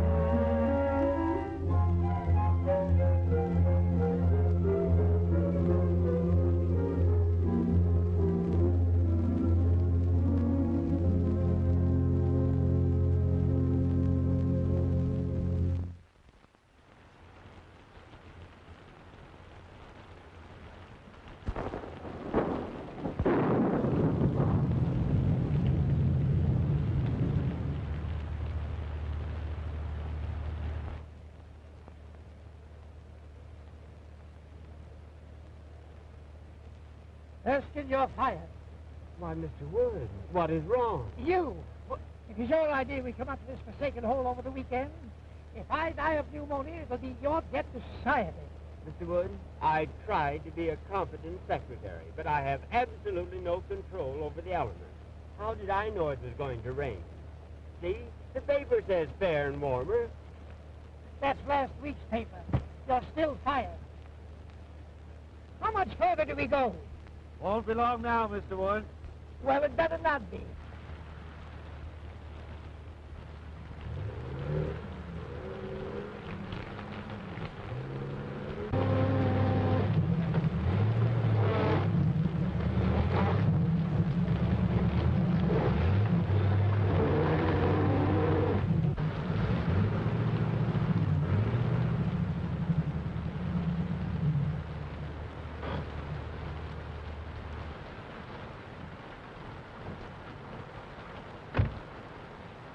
something the matter? I guess we're stuck. You guess you're stuck? What are you trying to do? Kill me? Oh, no, it's not as serious as that. We just skidded into a fallen tree. Don't stand there. Don't stand there when the train seals suggest something. I'm sorry, sir, but I never did work well underwater. I know this part of the country intimately. There are several houses nearby. We can walk to one of them. Swim, you mean? I see a light down that way. You couldn't see a light if you looked at the farthest fire.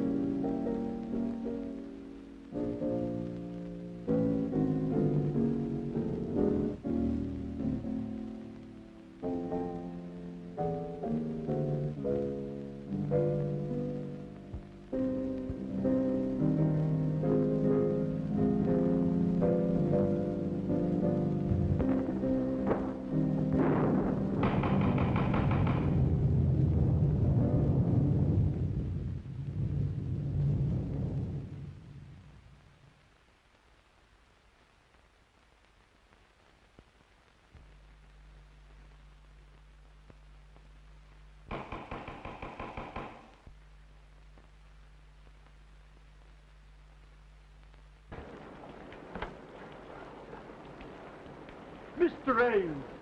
Oh, hello, Caraway. I'm sorry. I didn't recognize this as Dr. Kent's house. Just a moment, Ames. I don't know who this Dr. Kent is, but I'm getting out of the storm even if it's to be the missing link. Coming in, Mr. Ames?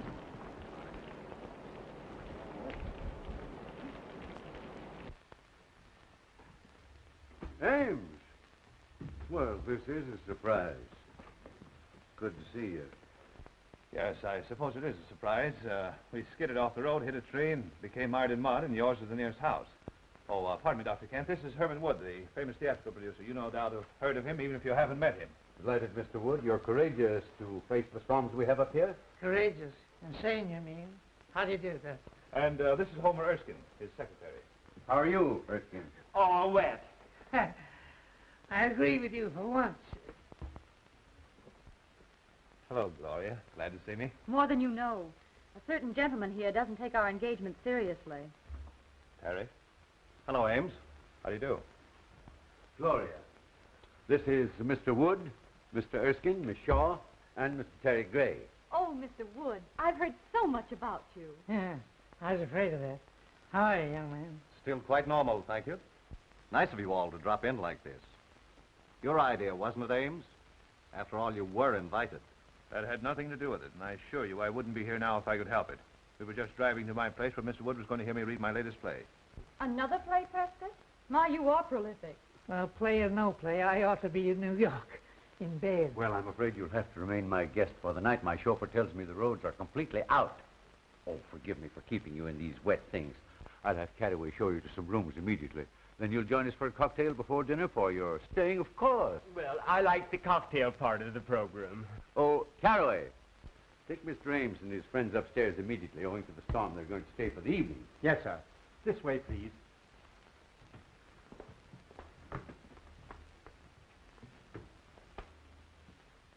Who are you? Why, I'm you tell her. I'm beginning to be uncertain of everything. Why, this is Mr. Wood. I'm Mr. Erskine, his secretary. I pity you so much. You're surrounded by tragedy and sorrow. Well, you are psychic, Beatrice. Mr. Wood is the greatest producer of tragedies and dramas in the country. You mean he was?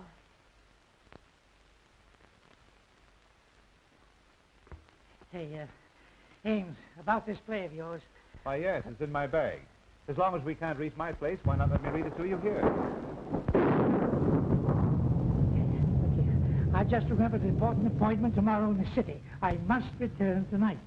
Isn't that right? Yes, absolutely. He has to address the Travelers' Aid Society on the proper way to fold a timetable. My dear Mr. Wood, I would gladly assist you, but until the storm abates, there's no way of reaching the city. Well, we may as well accept the situation, Mr. Wood. We'll have a good dinner and then retire to Dr. Kent's study for a nice, quiet reading. Perhaps it'll make you appreciate my play all the more. They say a full stomach breeds tolerance. Well, something tells me I shall need it.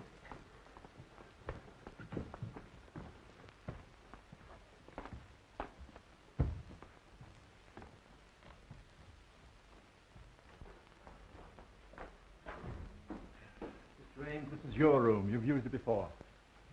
This way, gentlemen, please. This is yours, sir. Right. And this is yours.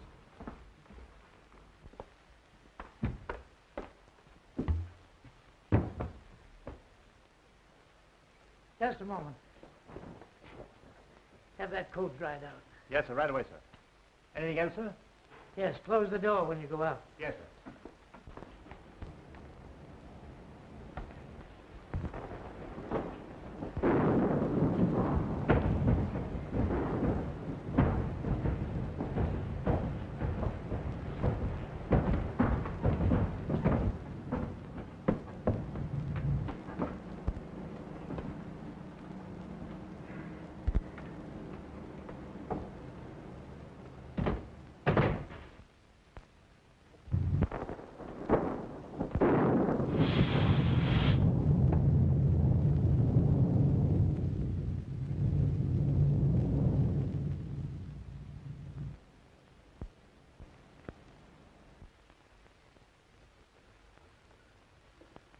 Well, the ghost walks tonight or never. You don't sound very hopeful. To the contrary. Not only hopeful, but brave. I'm going to ask you to marry me and go to California, where the sun always shines and the oranges fall from the trees to your breakfast table. That's a beautiful picture on a stormy night like this. But with or without the oranges and sunshine, you know I won't marry you, Terry, because I love someone else. Terry! Pardon me?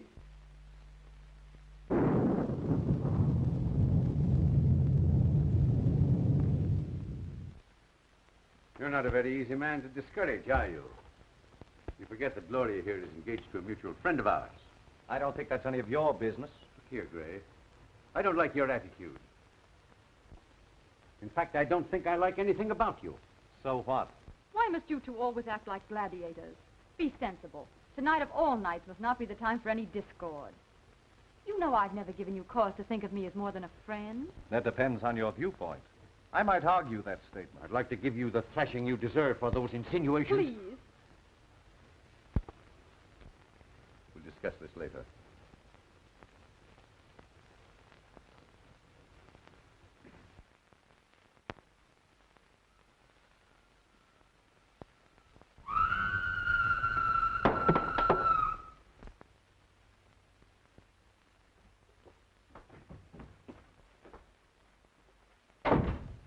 Erskine. Did you hear that scream? Yes, you sounded like a grand opera star with acute indigestion. Worse than that. Sounded like something on the human. Oh, pure imagination. If I allowed a noise like that to scare me, your voice would have killed me long ago. Look here. Are you trying to insinuate I'm afraid? I'm just nervous, that's all. What kind of a madhouse is this? Oh, don't be so excitable. It's probably your liver acting up again. Have you your pills? My pills. Any of you folks here scream? Yes, it frightened me too. Yes, I can't understand where it came from. Tell them where it came from, Ames. You've heard it before. Why scare your friends unnecessarily? Perhaps you're right.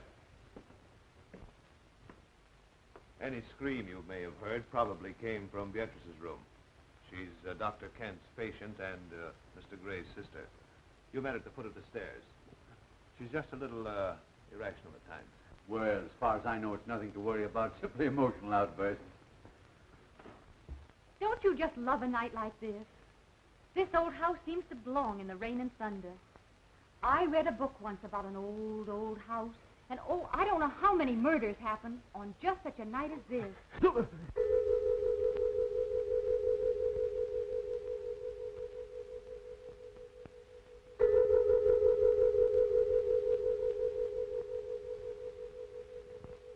Was that the clock? Yes, I guess so. I think so. It must have been. But it's a union clock. What do you mean? Well, it strikes any old time.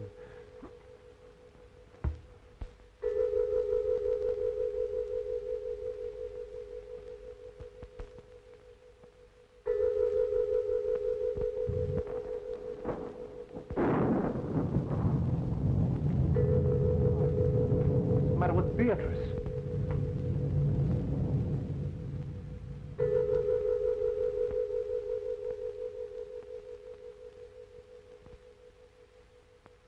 Yes, John. I am waiting for you. I am waiting.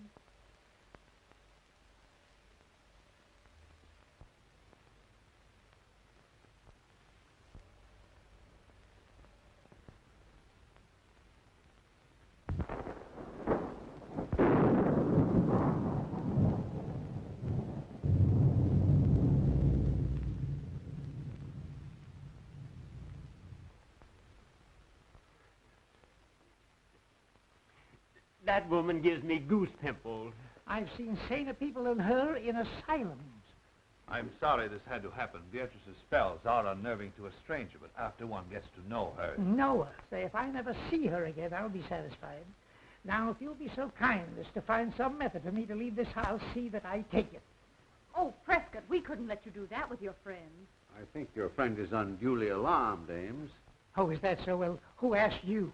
He has high blood pressure. He should calm himself. Oh. Miss Beatrice's actions are nothing to fear. She simply dwells in the unknown. As her attending physician, I can speak freely. The girl suffers from hallucinations and the shock of a tragedy that occurred in this house 3 years ago this night.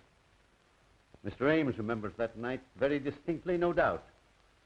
That's why he shuns my house. Dr. Kent, I see no reason for making my sister's grief public talk. I bet the doctor's going to tell us about some terrible operation. That ought to be cheerful.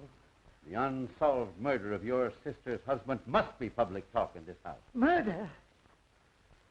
I have taken notes on her actions since that night, and each year, at this hour, the flutter of that sound is heard, and she has acted as though the spirit of John, her dead husband, had returned to her. That's all there is to it.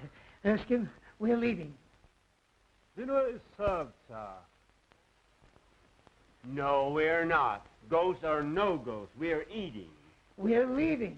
Don't disobey my orders. No, I'm not. You fired me an hour ago.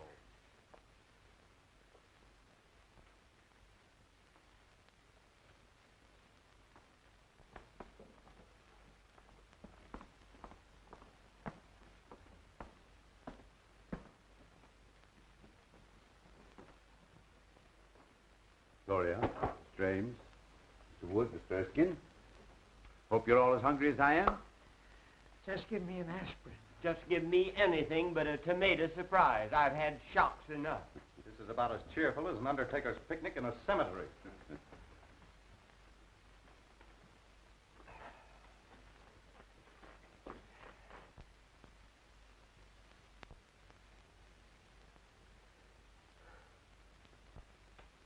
You're right on time, John.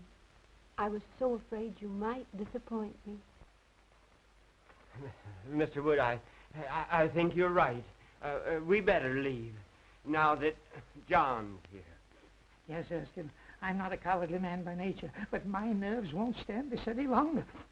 That woman is dangerous. My friends, please. I regret these unusual disturbances, but I've experienced these same phenomena in my patient's presence before. There's nothing to fear from the dead. I believe in spirits, but only as spirits. Hear me? Beatrice, please, your brother wishes you to restrain yourself. My dear brother seems frightened. As well he should be. Just like all the rest of you are. Please, Beatrice, there are guests here, friends of Mr. Ames. What do they mean to me? You, Terry Gray. You, Miss Gloria Shaw. And you, my delightful friends, know what that blood stain is. You were at this table the night poor John fell forward and stained the cloth with his own blood. The night he was murdered. By one of you. Why, that's a lie. Open that door. Claire, I'll call the police. Oh, this is outrageous. Open that door. Unloosen that portal. I'm sorry, Miss Beatrice's orders are that no one leave. Jarvis is only partly correct. I gave that order. What's the idea? The idea, my friend, is to protect my patient's health. Any interruption might cause the loss of her sanity. You want the responsibility for that on your shoulders? I think you're as crazy as she is. Don't aggravate him. They're all dangerous. Everyone will please sit down.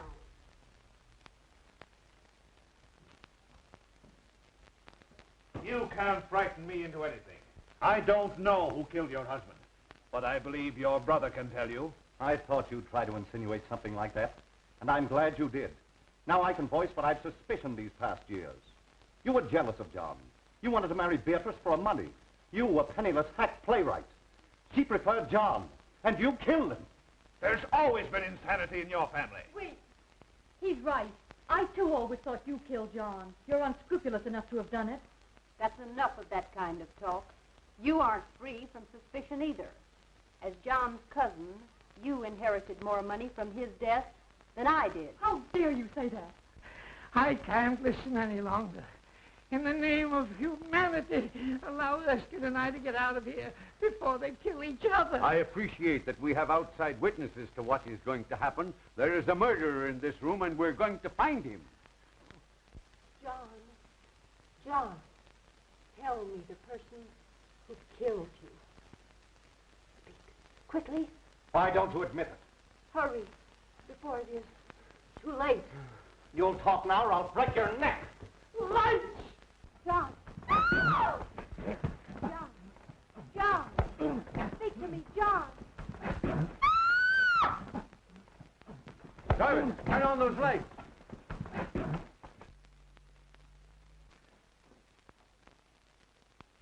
Why, where's Beatrice? Why, I don't know. Dr. Kent, I demand I be allowed to leave this room. And I'm with you. Remember my years of devotion to you. Divided we arrive, but united we leave. Of course I'd give anything in the world if this hadn't happened. Jarvis, open that door. Oh, Mr. Wood, I'll see you later. You'll not see me later. Not for a month, not for 10 years. I'm getting out of here.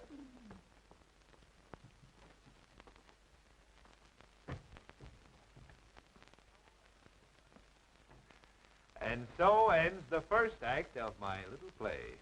Oh, darling, it was wonderful. Well, we certainly scared those two.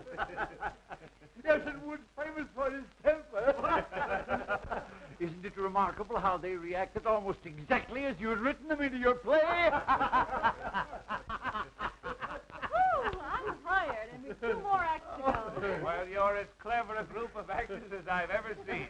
And I've got Gloria to thank for finding you. Didn't I tell you they were troopers? You don't think we frightened them too much, do you? What's the difference? It's a bloomin' order play, ain't it? Oh, Jarvis, go get Beatrice. Good old Beatrice. She certainly played her part well. Yay, but I was afraid she wouldn't scram before the lights turned up.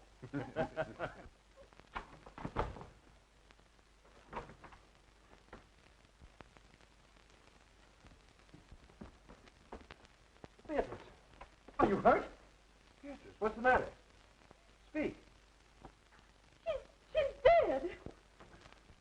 This is my room. No. And whoever it does belong to has a gun. A gun? No, let's don't annoy. Oh, shut up. This may come in handy. A manuscript. The Ghost Walks by Prescott Ames.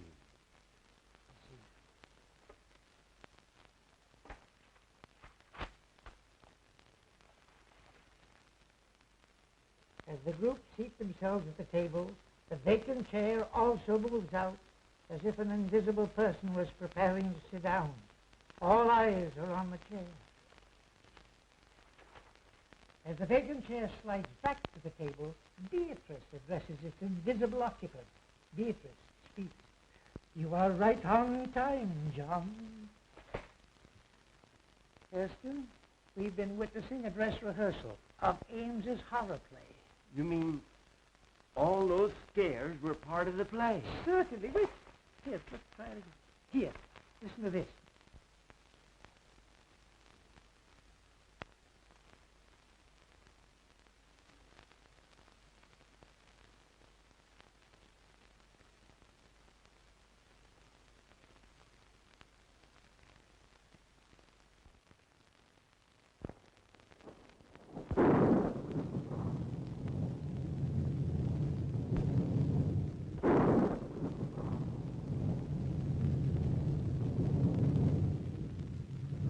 I'm afraid my play has been surpassed. We have a real menace in this house. Well, there was no one in the house but us, and we were all in the dining room. I know I was. That's right, because I was struggling with you. I was sending you the light switch. Yes, and I was at the table, as you all know. I was playing ghost. I was all over the room. But I didn't do it, I tell you. I didn't do it. Of course you did. Now, don't lose your head. Don't any of us. A death-like face slowly appears in the dark, ghostly white and pallor. The face seems to float as it reaches the table. Beatrice, hysterically. John! Lights out. Everyone remains where standing with the exception of Beatrice, who disappears through a door in the kitchen. So they thought they'd impress me with their phony theatricals, eh? Me, who staged the burning of Rome while the gladiators were being gored to death in the animal pits. I wasn't scared a bit. Neither was I. So, what are you doing under the table? Well, I was looking for you. Ridiculous. I hate cowards. When we get back to town, remind me to fire you.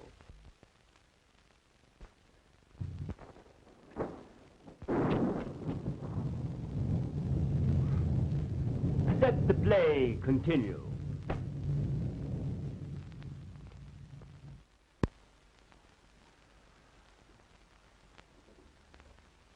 Now that the play is over, I'll have to tell Wood what's happened. Here he comes now. Ha! Still making merry, I see. Well, we thought we'd come down again. It's too quiet upstairs for us. Yes, we're used to shrieks, sirens, and suicide. Yeah. Why, what seems to be the trouble? Has Miss Beatrice been found? Yes, she has been found. Dead. Is that so? No, I mean, it can't be. It's impossible.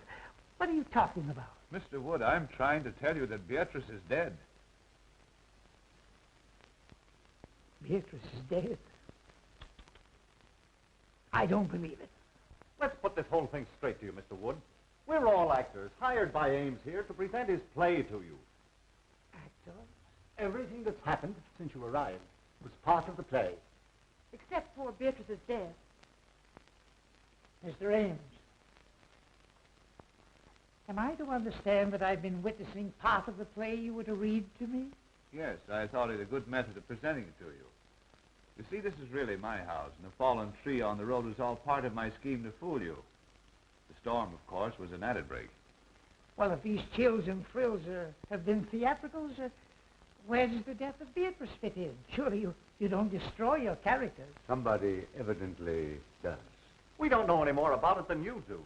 The police should be notified. Now, wait a moment, everyone, please. I know that this is even more confusing to Mr. Wood than it is to us. He still believes we're putting on the play. So the only thing we can do is to show him Beatrice. By all means, do. Yes, death is no novelty to us. No. We stage it 8 times a week, including matinees. And benefits. Now, remember, no one is to touch the body until the police arrive. In there.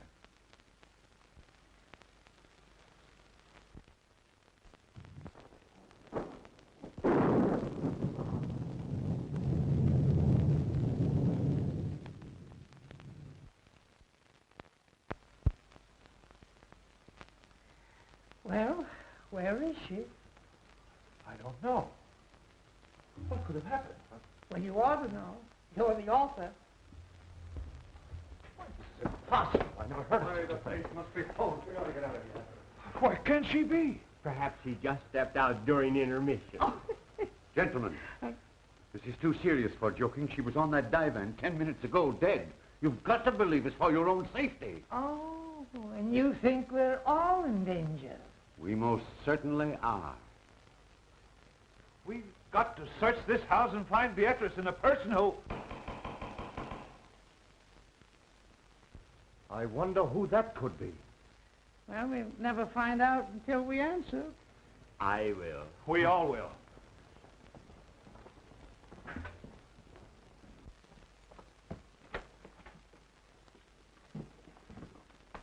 Who are you? Who are you? A guard from the Greystone Sanitarium. Seen anything of an escaped patient around here? What kind of a patient? A quiet one, until disturbed, at which time he becomes slightly murderous. Well, so help me if this ain't a night. Oh, what's going to happen to us next? Who are these people? I didn't know anyone was living here until I saw the lights. What makes you think he came here? Empty houses make good hideouts. I never saw or heard of anyone living here in the past few years. Well, I've been living here about a month. I think you've come to the right house at that. Yes? Has anything happened? Uh-huh. A murder and a disappearance. What are you winking about? Winking? Why, my dear man, you're saying things. I simply stated a murder had been committed. Murder? Ah. Well, it's him all right, then. Well, who is this man you're looking for? At the sanitarium, we'd call him Case 222. I guess you'd call him a homicidal maniac. A maniac? And you think he's loose in this house? Now, be perfectly calm. If my patient is here, and you scare him with hysterics, he might tear you apart to see what caused the excitement. Oh. That reminds me. Has anyone called disappearance? No. Well, that's the usual procedure, isn't it? Oh, we forgot to, I suppose. But there's a telephone right here in the study. Telephone?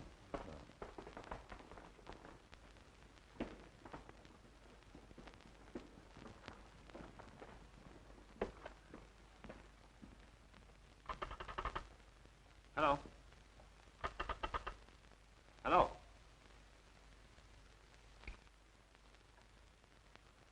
Cut. I suppose no one knows who did this. Why should we? You don't think it's fun to be isolated with a maniac? If the plate calls for it, yes. Well, I don't know what the rest of you are going to do, but I'm driving into town for the police. Wait, it isn't safe outside. I'll walk with you to the garage. Thanks. I'll be right back. So those who want to go to bed are safe enough. Besides, it's easier to die in bed. Come on, Ken, let's turn in. It's as safe up there as here if we lock our bedroom doors.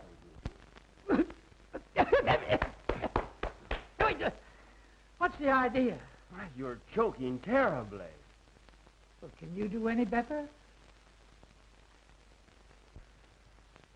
You know, I had a hunch that Beatrice should never appear in a horror play. Why? Too highly strung and impressionable. A fatalist. She figured if you were paid to scare people, the law of compensation would see to it that you got scared yourself. Utter nonsense. How could anyone possibly foresee a maniac coming here tonight and committing murder?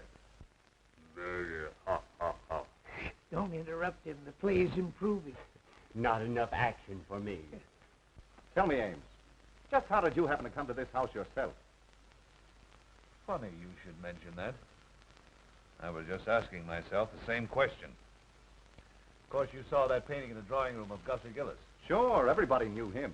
And his history? Naturally. Personally, I thought he was the worst butcher who ever severed a tonsil. Right. And you remember how 9 of his patients mysteriously disappeared after he treated them? They were murdered. And when the police came to arrest him right here in this house, he committed suicide. He lost his mind from the strain of his surgical work, I guess. Get to the point, man. I know all that record. Now, you say this house was his. How did you get it? Why, that was easy. I simply advertised for an old, isolated country home. And the real estate agent for the Gillis estate answered and said he'd be glad to rent me this place. It's been vacant ever since the doctor's death. People were afraid to live in it because of the crimes that were committed here. Supposed to be haunted. The local people swear they've seen the lights go on and off in this house even while it stood unoccupied. Well, the rest of the story is short. I wanted to write a play in the same atmosphere he had lived his ghoulish life, so here I am. I'll bet he'll come back to haunt you for this. Jarvis get away all right? Yes. There's no one around the ground, so I think I'll search upstairs. I'll go up, too. I'm going to bed. And I'm resigning from your cast. You playwrights are all screwy. I take it that this ends the second act. Now, if you don't mind me saying so, I think your play is rotten. Well spoken, Erskine. Forget about being fired. Let's go to bed. Yes, go to bed, Mr. Wood, and get some sleep. You insist the play is still on, but we've tried to tell you that it's ended in a tragedy. Good night, sir. Good night, Miss Gloria. Good night. Ames? Good night. Be sure and let us know if anyone else is murdered. I can't convince those fools. They insist we're still playing for their benefit. Oh, I wish we were out of this dreadful house. First it was Terry pestering me, and now this awful tragedy of tonight. Don't worry, dear. You look all worn out. You get some sleep, and I'll see that nothing disturbs you. Oh, I'm too frightened to sleep. Tell me the truth. Who do you think could have killed Beatrice, and where do you think she could be? Well, personally, I believe it was just a burglar who's long since disappeared. Then why would he steal the body? Oh, to cover up the crime, I suppose. Now, you go to bed, dear.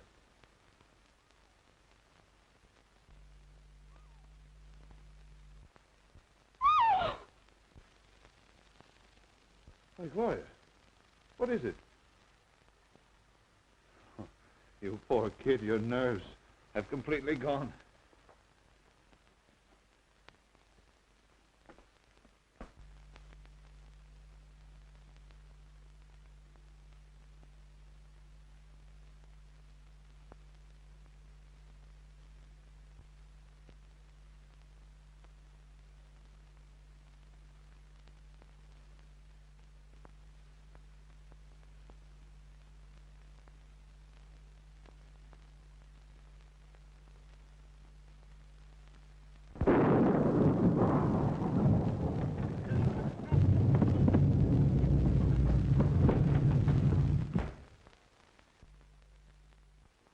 Oh, it's you. I ought to pull the trigger, Pat. Well, come on, snap out of it. What is it? Mr. Wood, maybe we're wrong. Maybe this isn't the play we're witnessing after all. Oh, rubbish. You saw the manuscript, didn't you? Yes, but I didn't see anything in it about the top of my bed coming down and smothering me, just like a steak under onions. Oh, nonsense. You've had too many cocktails. Besides, I wouldn't be lucky enough to celebrate your demise by violence. That's a fine way for you to talk to me. Me, who has been everything to you but a mother. Now, Mr. Wood, listen to reason. I may be all wrong. I'm a nervous man by nature. But if this play is still going on, it's the closest thing to reality I ever saw behind the footlights. Oh, you're a sissy. I tell you, this fellow Ames is clever. He has reality in this play, and that's what the public wants. Now, let me alone. And if you want to stay in the theatrical business, stop letting it scare you. Oh, I was kidding all the time. That bed bracket was only a dream I had. And you were in it, too. I was not. I was reading. Yes, I saw that. You were reading a book on psychics. You were worried about the future yourself. Say, go home and go to bed, will you, please? And if you want to think of the future, remember I'm firing you. Mr. Wood, I have a premonition that we must stick together tonight. You need protection. You mean you do? You're trying to muscle into my bed because you're frightened. Go home. Oh, my dear employer, play or no play, I have no relish for my own couch. Move over. Say, this is all Tommy rot. You've got the mind of an oyster and the nerve of an acrobat. As my secretary, I do allow you to share my office, but that does not include my bed. Hey, you were born in October, weren't you? Yes, during the National Apple Week. Why? It says here, your type is the instincts of a bloodhound, the heritage of the homing pigeon, the attributes of the ferret, and the heart of a lion. Yet you snuggle beneath my quilts, you cream puff, because a make-believe play is scaring you. You're fired once and for all. Will you please close my mouth if I'm snoring? I have adenoids. adenoids, too. My Lord.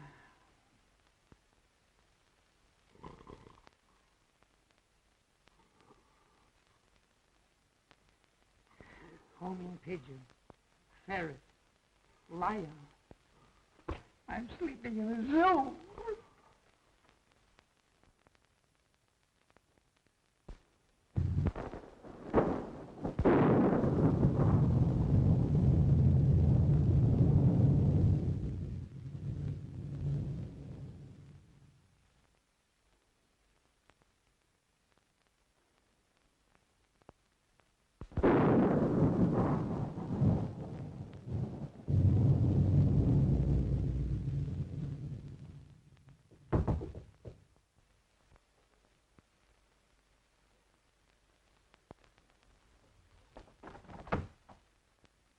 I was worried about you.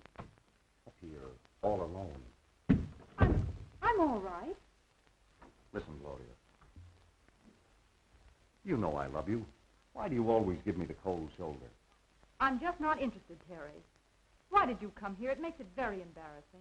Oh, I know. You're afraid your playwright sweetheart would be jealous if he knew I was here. Well, I wish he could see you now. I just came in to say goodbye. I'm walking out on this play. But I've got a curtain speech to make.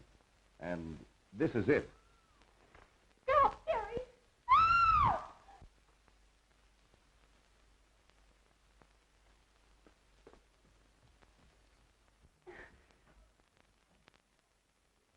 Gloria! Gloria! Oh, you fool. Now see what you've done. I'll hide in that closet until he goes. If you tell him I'm here, I'll tell you about it. Understand? Oh, darling, what frightened you? I saw a man. Oh, where was he? He came in that door.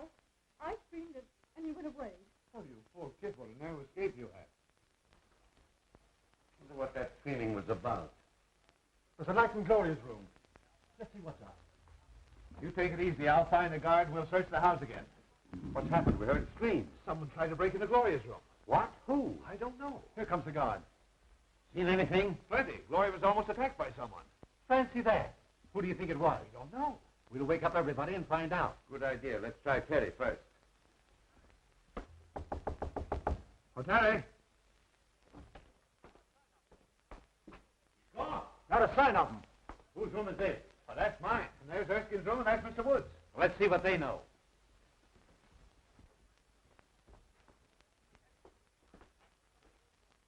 Empty. Darn the luck. I wonder if that maniac could have tried Woods' room before my mind snaps too. Eh? Oh.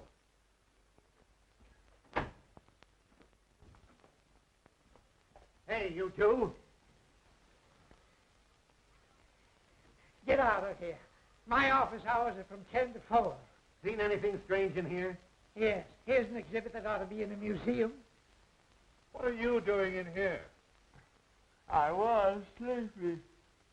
Is the play on again? No. We're just having a roll call. Well, consider us absent. Terry. Terry, come out.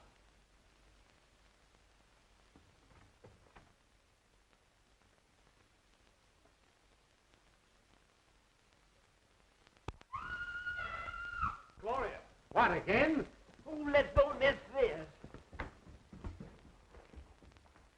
I might as well be a fireman.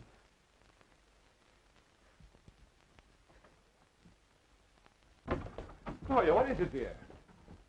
It's Terry. He was standing right in that closet. He's disappeared. Well, what was Terry doing in your closet? He was hiding. From whom? Why, Oh, pardon me. Oh, no, please let me explain. It isn't necessary. I think I understand.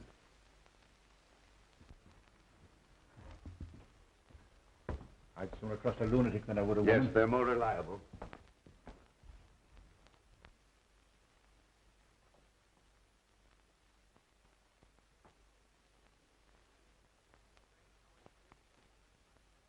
Strange how anyone could disappear from behind a nightgown. You could from behind my cousin's. She weighs 250. Are you winking at me again? Say, let's go down and get a drink. This isn't a horror play, it's a bedroom farce.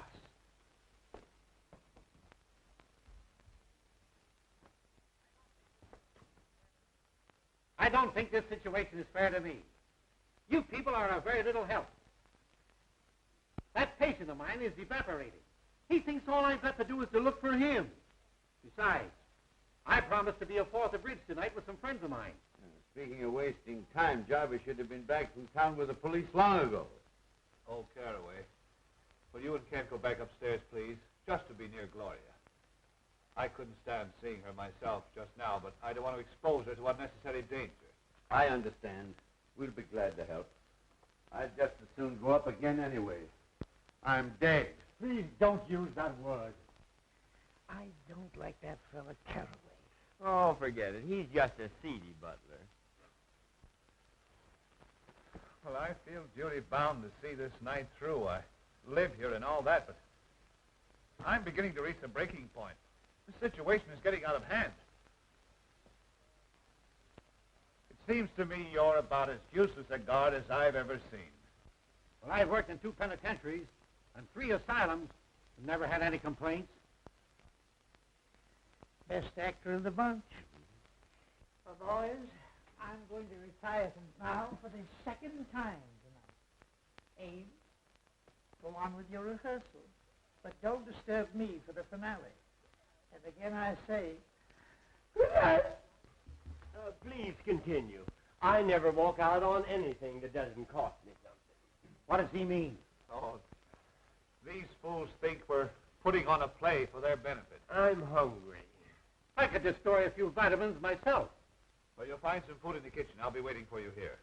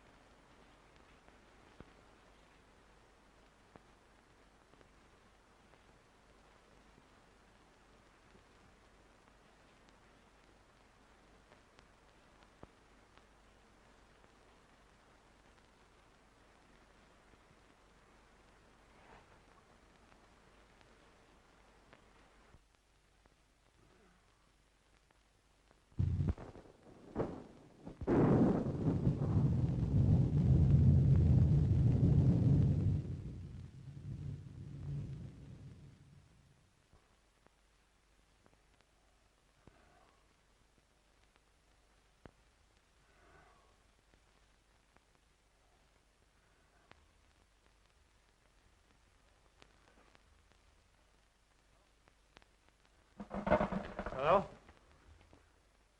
What are you doing down here? Why, I just came down to get some cigarettes. Well, you shouldn't have left Gloria upstairs alone. Well, I'm not her guardian. If you're so anxious about her, why don't you go upstairs and play watchman yourself? That's just what we're both going to do.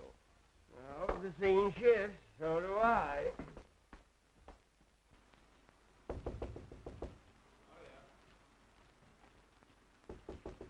Gloria?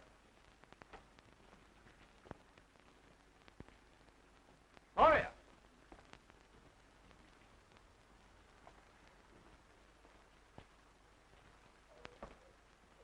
I smell chloroform. This is all your fault. I told you not to leave her alone. We'll arouse everyone. Oh, Kent! Well, Mr. Woods. He's probably in his room. I shouldn't cue you, but here comes Kent now. Oh, Kent! Yeah? Gloria's disappeared. Huh? Say, have you been out in the rain? No, why? Well, whoever stole Gloria took her out of the window into the rain. Funny that you should be out of your room and then appear all wet. I don't like your insinuations, Mr. Ames. If you must know, I couldn't sleep. I was going to take a bath in the tub and turned on the shower by mistake. That's what I would call a watertight alibi. Maybe Mr. Wood knows something.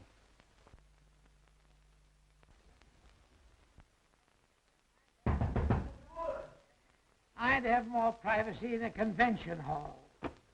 Come in. Miss Woods and gentlemen to see you. Have you seen Gloria? She doesn't seem to be here. Why? Gloria has been kidnapped. Goody, goody. I say, that's beastly rude of you. They accuse me, but I think Teddy's the guilty one. He's gone, too. They've got to search the whole place over again. Get up and see the fun.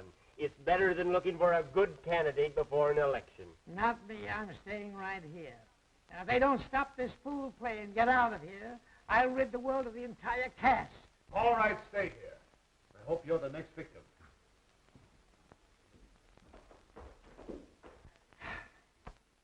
Mr. Wood, could I have a word with you? If you try to get in this bed again, I'll shoot you, so help me. I only wanted to say that you're right, as usual. The play is still going on. Of course I'm right. I know the theater like Barnum knew his elephants. And I'm not cross with you, Erskine. In fact, I'm going to raise your salary. Thanks. People don't disappear every 5 minutes in real life. Unfortunately, some don't. I'd like to get some sleep. But the play... Earn some of the money that I pay you by watching it for me. Why, I thought you fired me. Not till we get back to town. Now, shut up and get up. Guard! Guard! Huh? What do you want? Fine, help you are. Gloria's been stolen. You're standing around here eating chicken. Well, one was eat occasionally. What makes you think the lady was stolen? Rather an antiquated way to acquire a woman, isn't it? Oh, shut up. Her window was open. She must have been taken out of the house. I'm going to search the grounds. I'm with you, Ames. Hey, you. Come here. Where's your friend? If you mean my honored employer, he's upstairs in bed. I think I'll go up and look him over. There's something queer about you both. He winks at you and you wink at me. And I don't like it.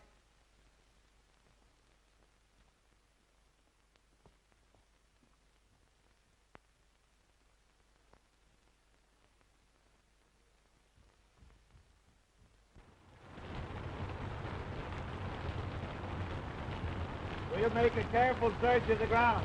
You go that way, and I'll go this. We'll search the house, and I'll meet you front. Right.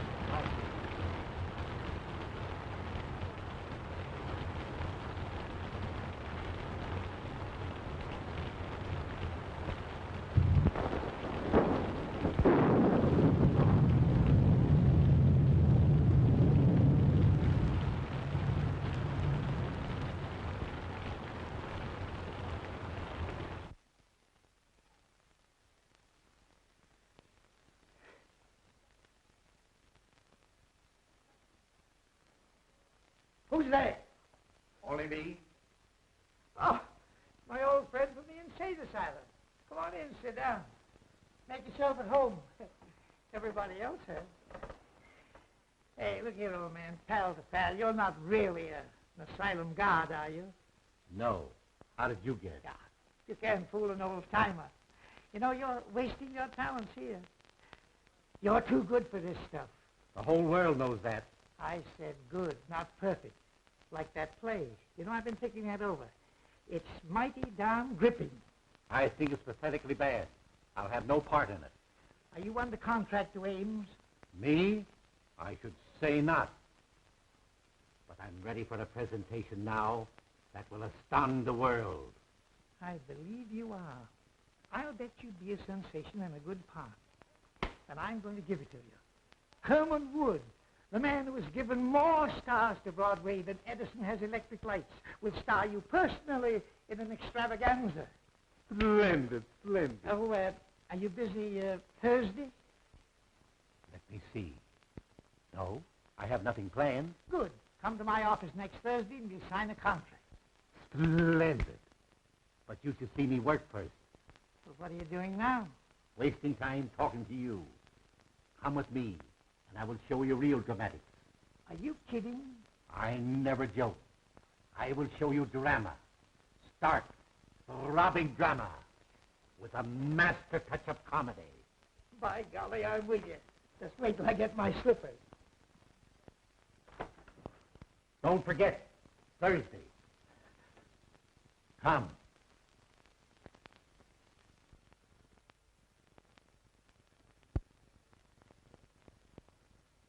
feel a lot safer if I had my gun. Where is it? Home. That's okay with me. Let's go over to your house and hang around. It'll soon be daylight. Thank heaven. James. Anything new? We made a complete search of the grounds and found nothing. Well, how much longer is this going on? I'm getting tired of sitting around here and waiting for something that doesn't happen.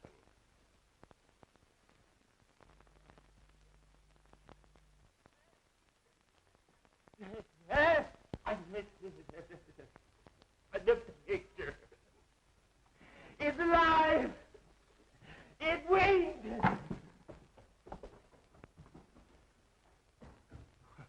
What's the matter with him? He must be balmy.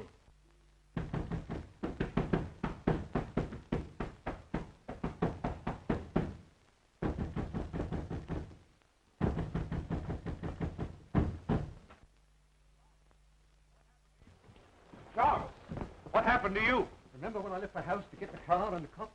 Yes? Well, that nuthouse guard leaves me at the garage. Then just as I'm getting into the car, somebody slugged me with a lead pipe. What was the idea? Well, someone didn't want him to get away. And that someone is probably the escape nut that we're looking for. How many of you are searching for him? There's already been a guard here tonight. Well, there's possibly half a dozen of us, but believe you and I'll find him. Yeah, this guy disappears every so often, but we always spot him in this neighborhood. I see. Well, after you were hit on the head, why did you come back to the house? I figured getting the police was the wisest move to make. I've been knocked out and tied in the garage, but I broke the ropes. Then I tried to start the car, but I found out someone had gummed up the motor. Well, I began to hoof it into the village when these guards from the sanitarium picked me up, and here we are. Has anything happened since I left? Yes, Gloria's been kidnapped and Terry's disappeared. And now that Erskine person's gone violent. Oh, yeah? Well, I'll handle that. Help! Help! What's the matter? Mr. Wood is gone. What? I said he's gone, and so is the guard. It's that picture that's doing it.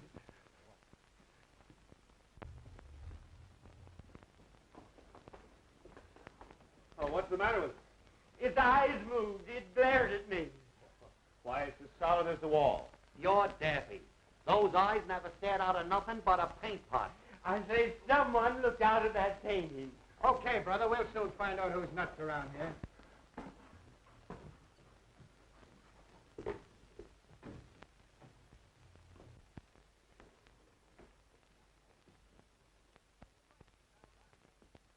Say, he's right. These eyes are phony. What'd I tell you? Now who's that? Hey, there's a passageway back to this. A passage?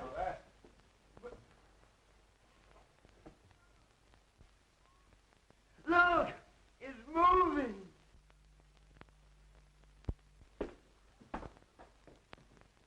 That's how Beatrice disappeared from this room. Well, I'm going to find out where it leads to. I'll go with you. Be careful. It looks dangerous.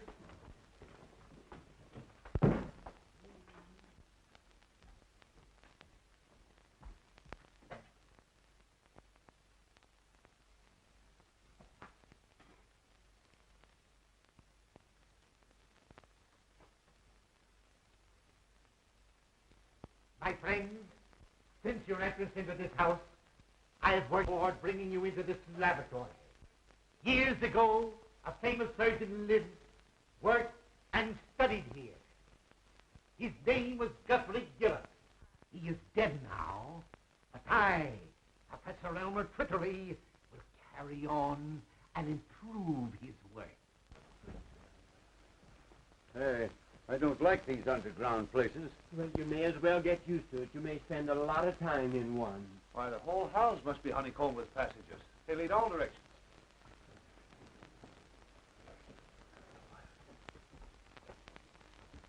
I am the greatest genius you have ever seen. I have mastered my work. Work that has produced power almost divine.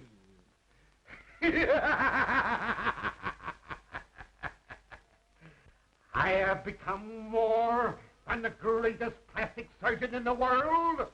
I am the molder of mankind.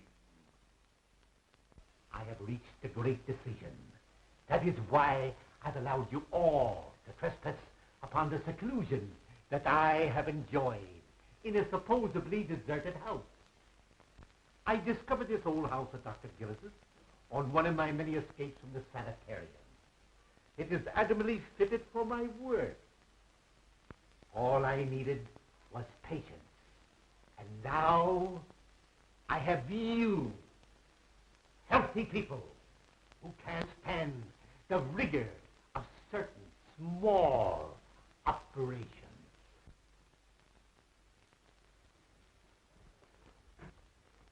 Now, wait. This looks like a door.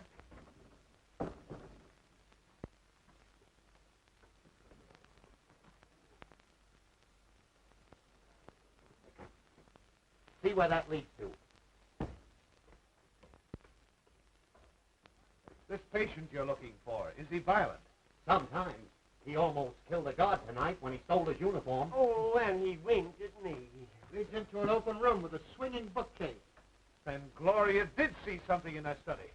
We've got to find her before anything happens to her.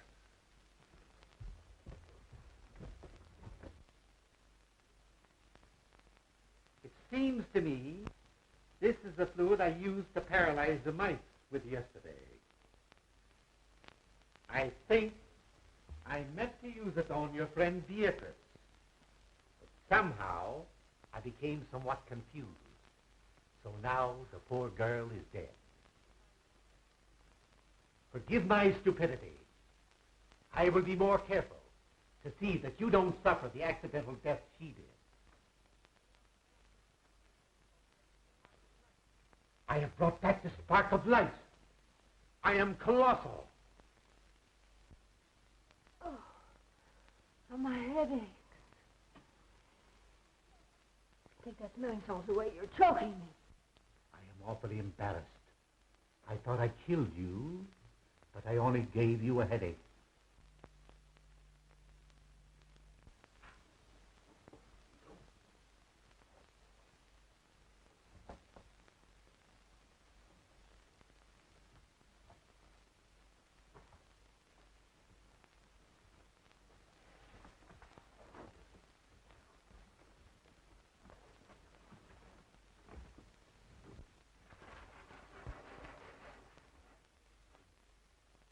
I ask your indulgence in looking at this chart.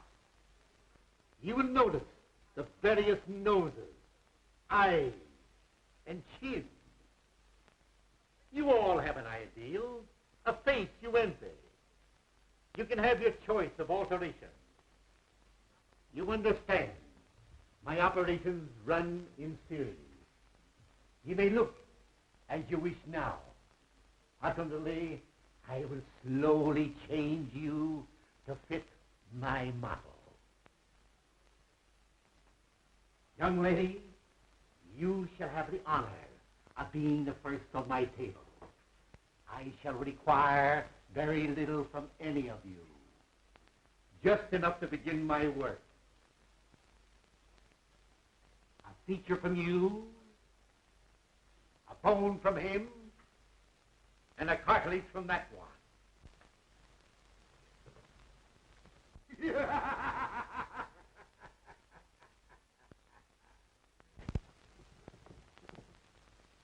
It's the guard.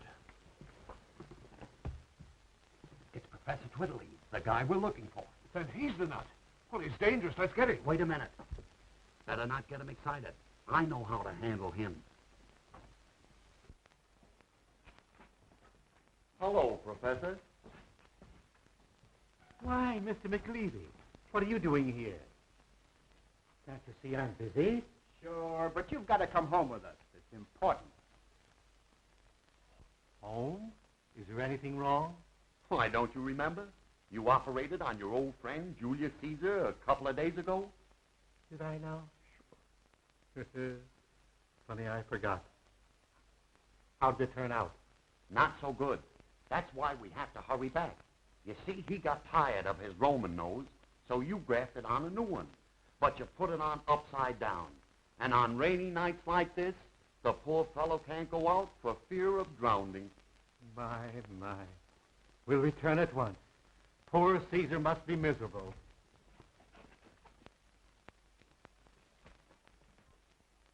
Oh, Kreska, take me out of here. I never want to see another horror play. Well, don't worry. I'll never write another one. Yes, you will. What? Absolutely, but you've got to rewrite it. Just like this night and the experiences we've gone through. Even to the murder of Beatrice? Yes, I'm afraid Beatrice will have to die all over again. Well, the ghost walks after all. Congratulations. Congratulations, John. You were all right, too, Caraway. Thank you, Mr. Wood. Now, what's the matter with you? I was just thinking how terrible it would have been had the professor really operated on us and changed us all. You might have gotten my adenoids, and I would have gotten your false teeth. Erskine, turn your face to the setting sun. Oh! What's the idea? Don't forget, you're fired. Oh, Mr. Wood. Come.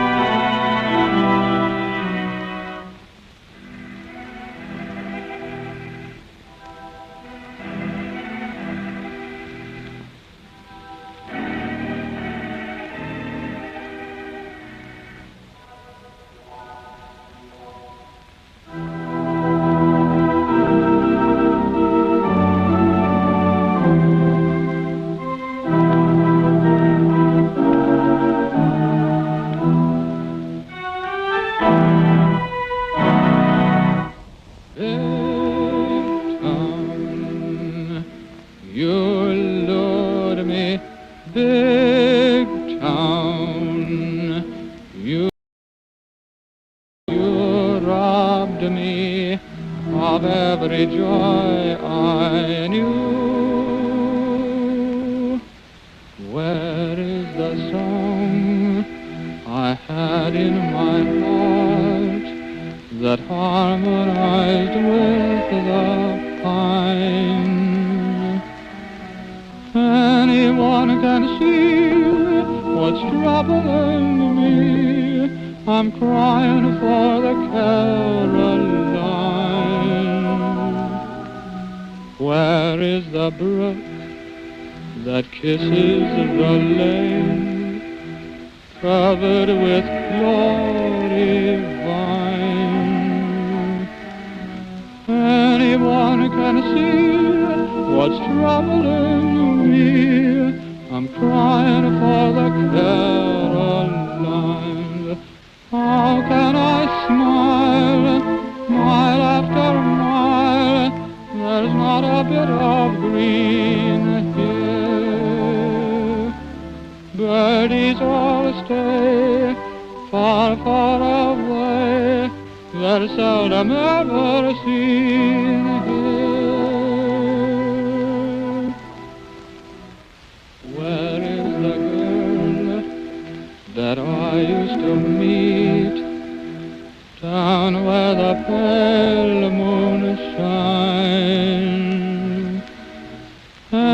anyone can see what's troubling me. I'm crying for the Caroline.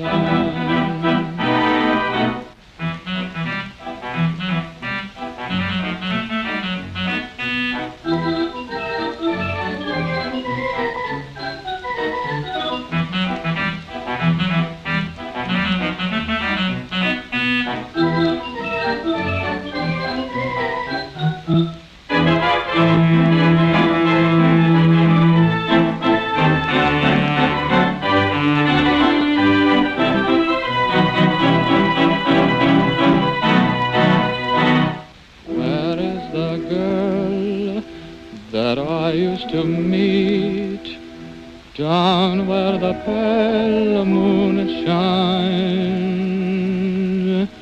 Anyone can see what's troubling me. I'm crying for the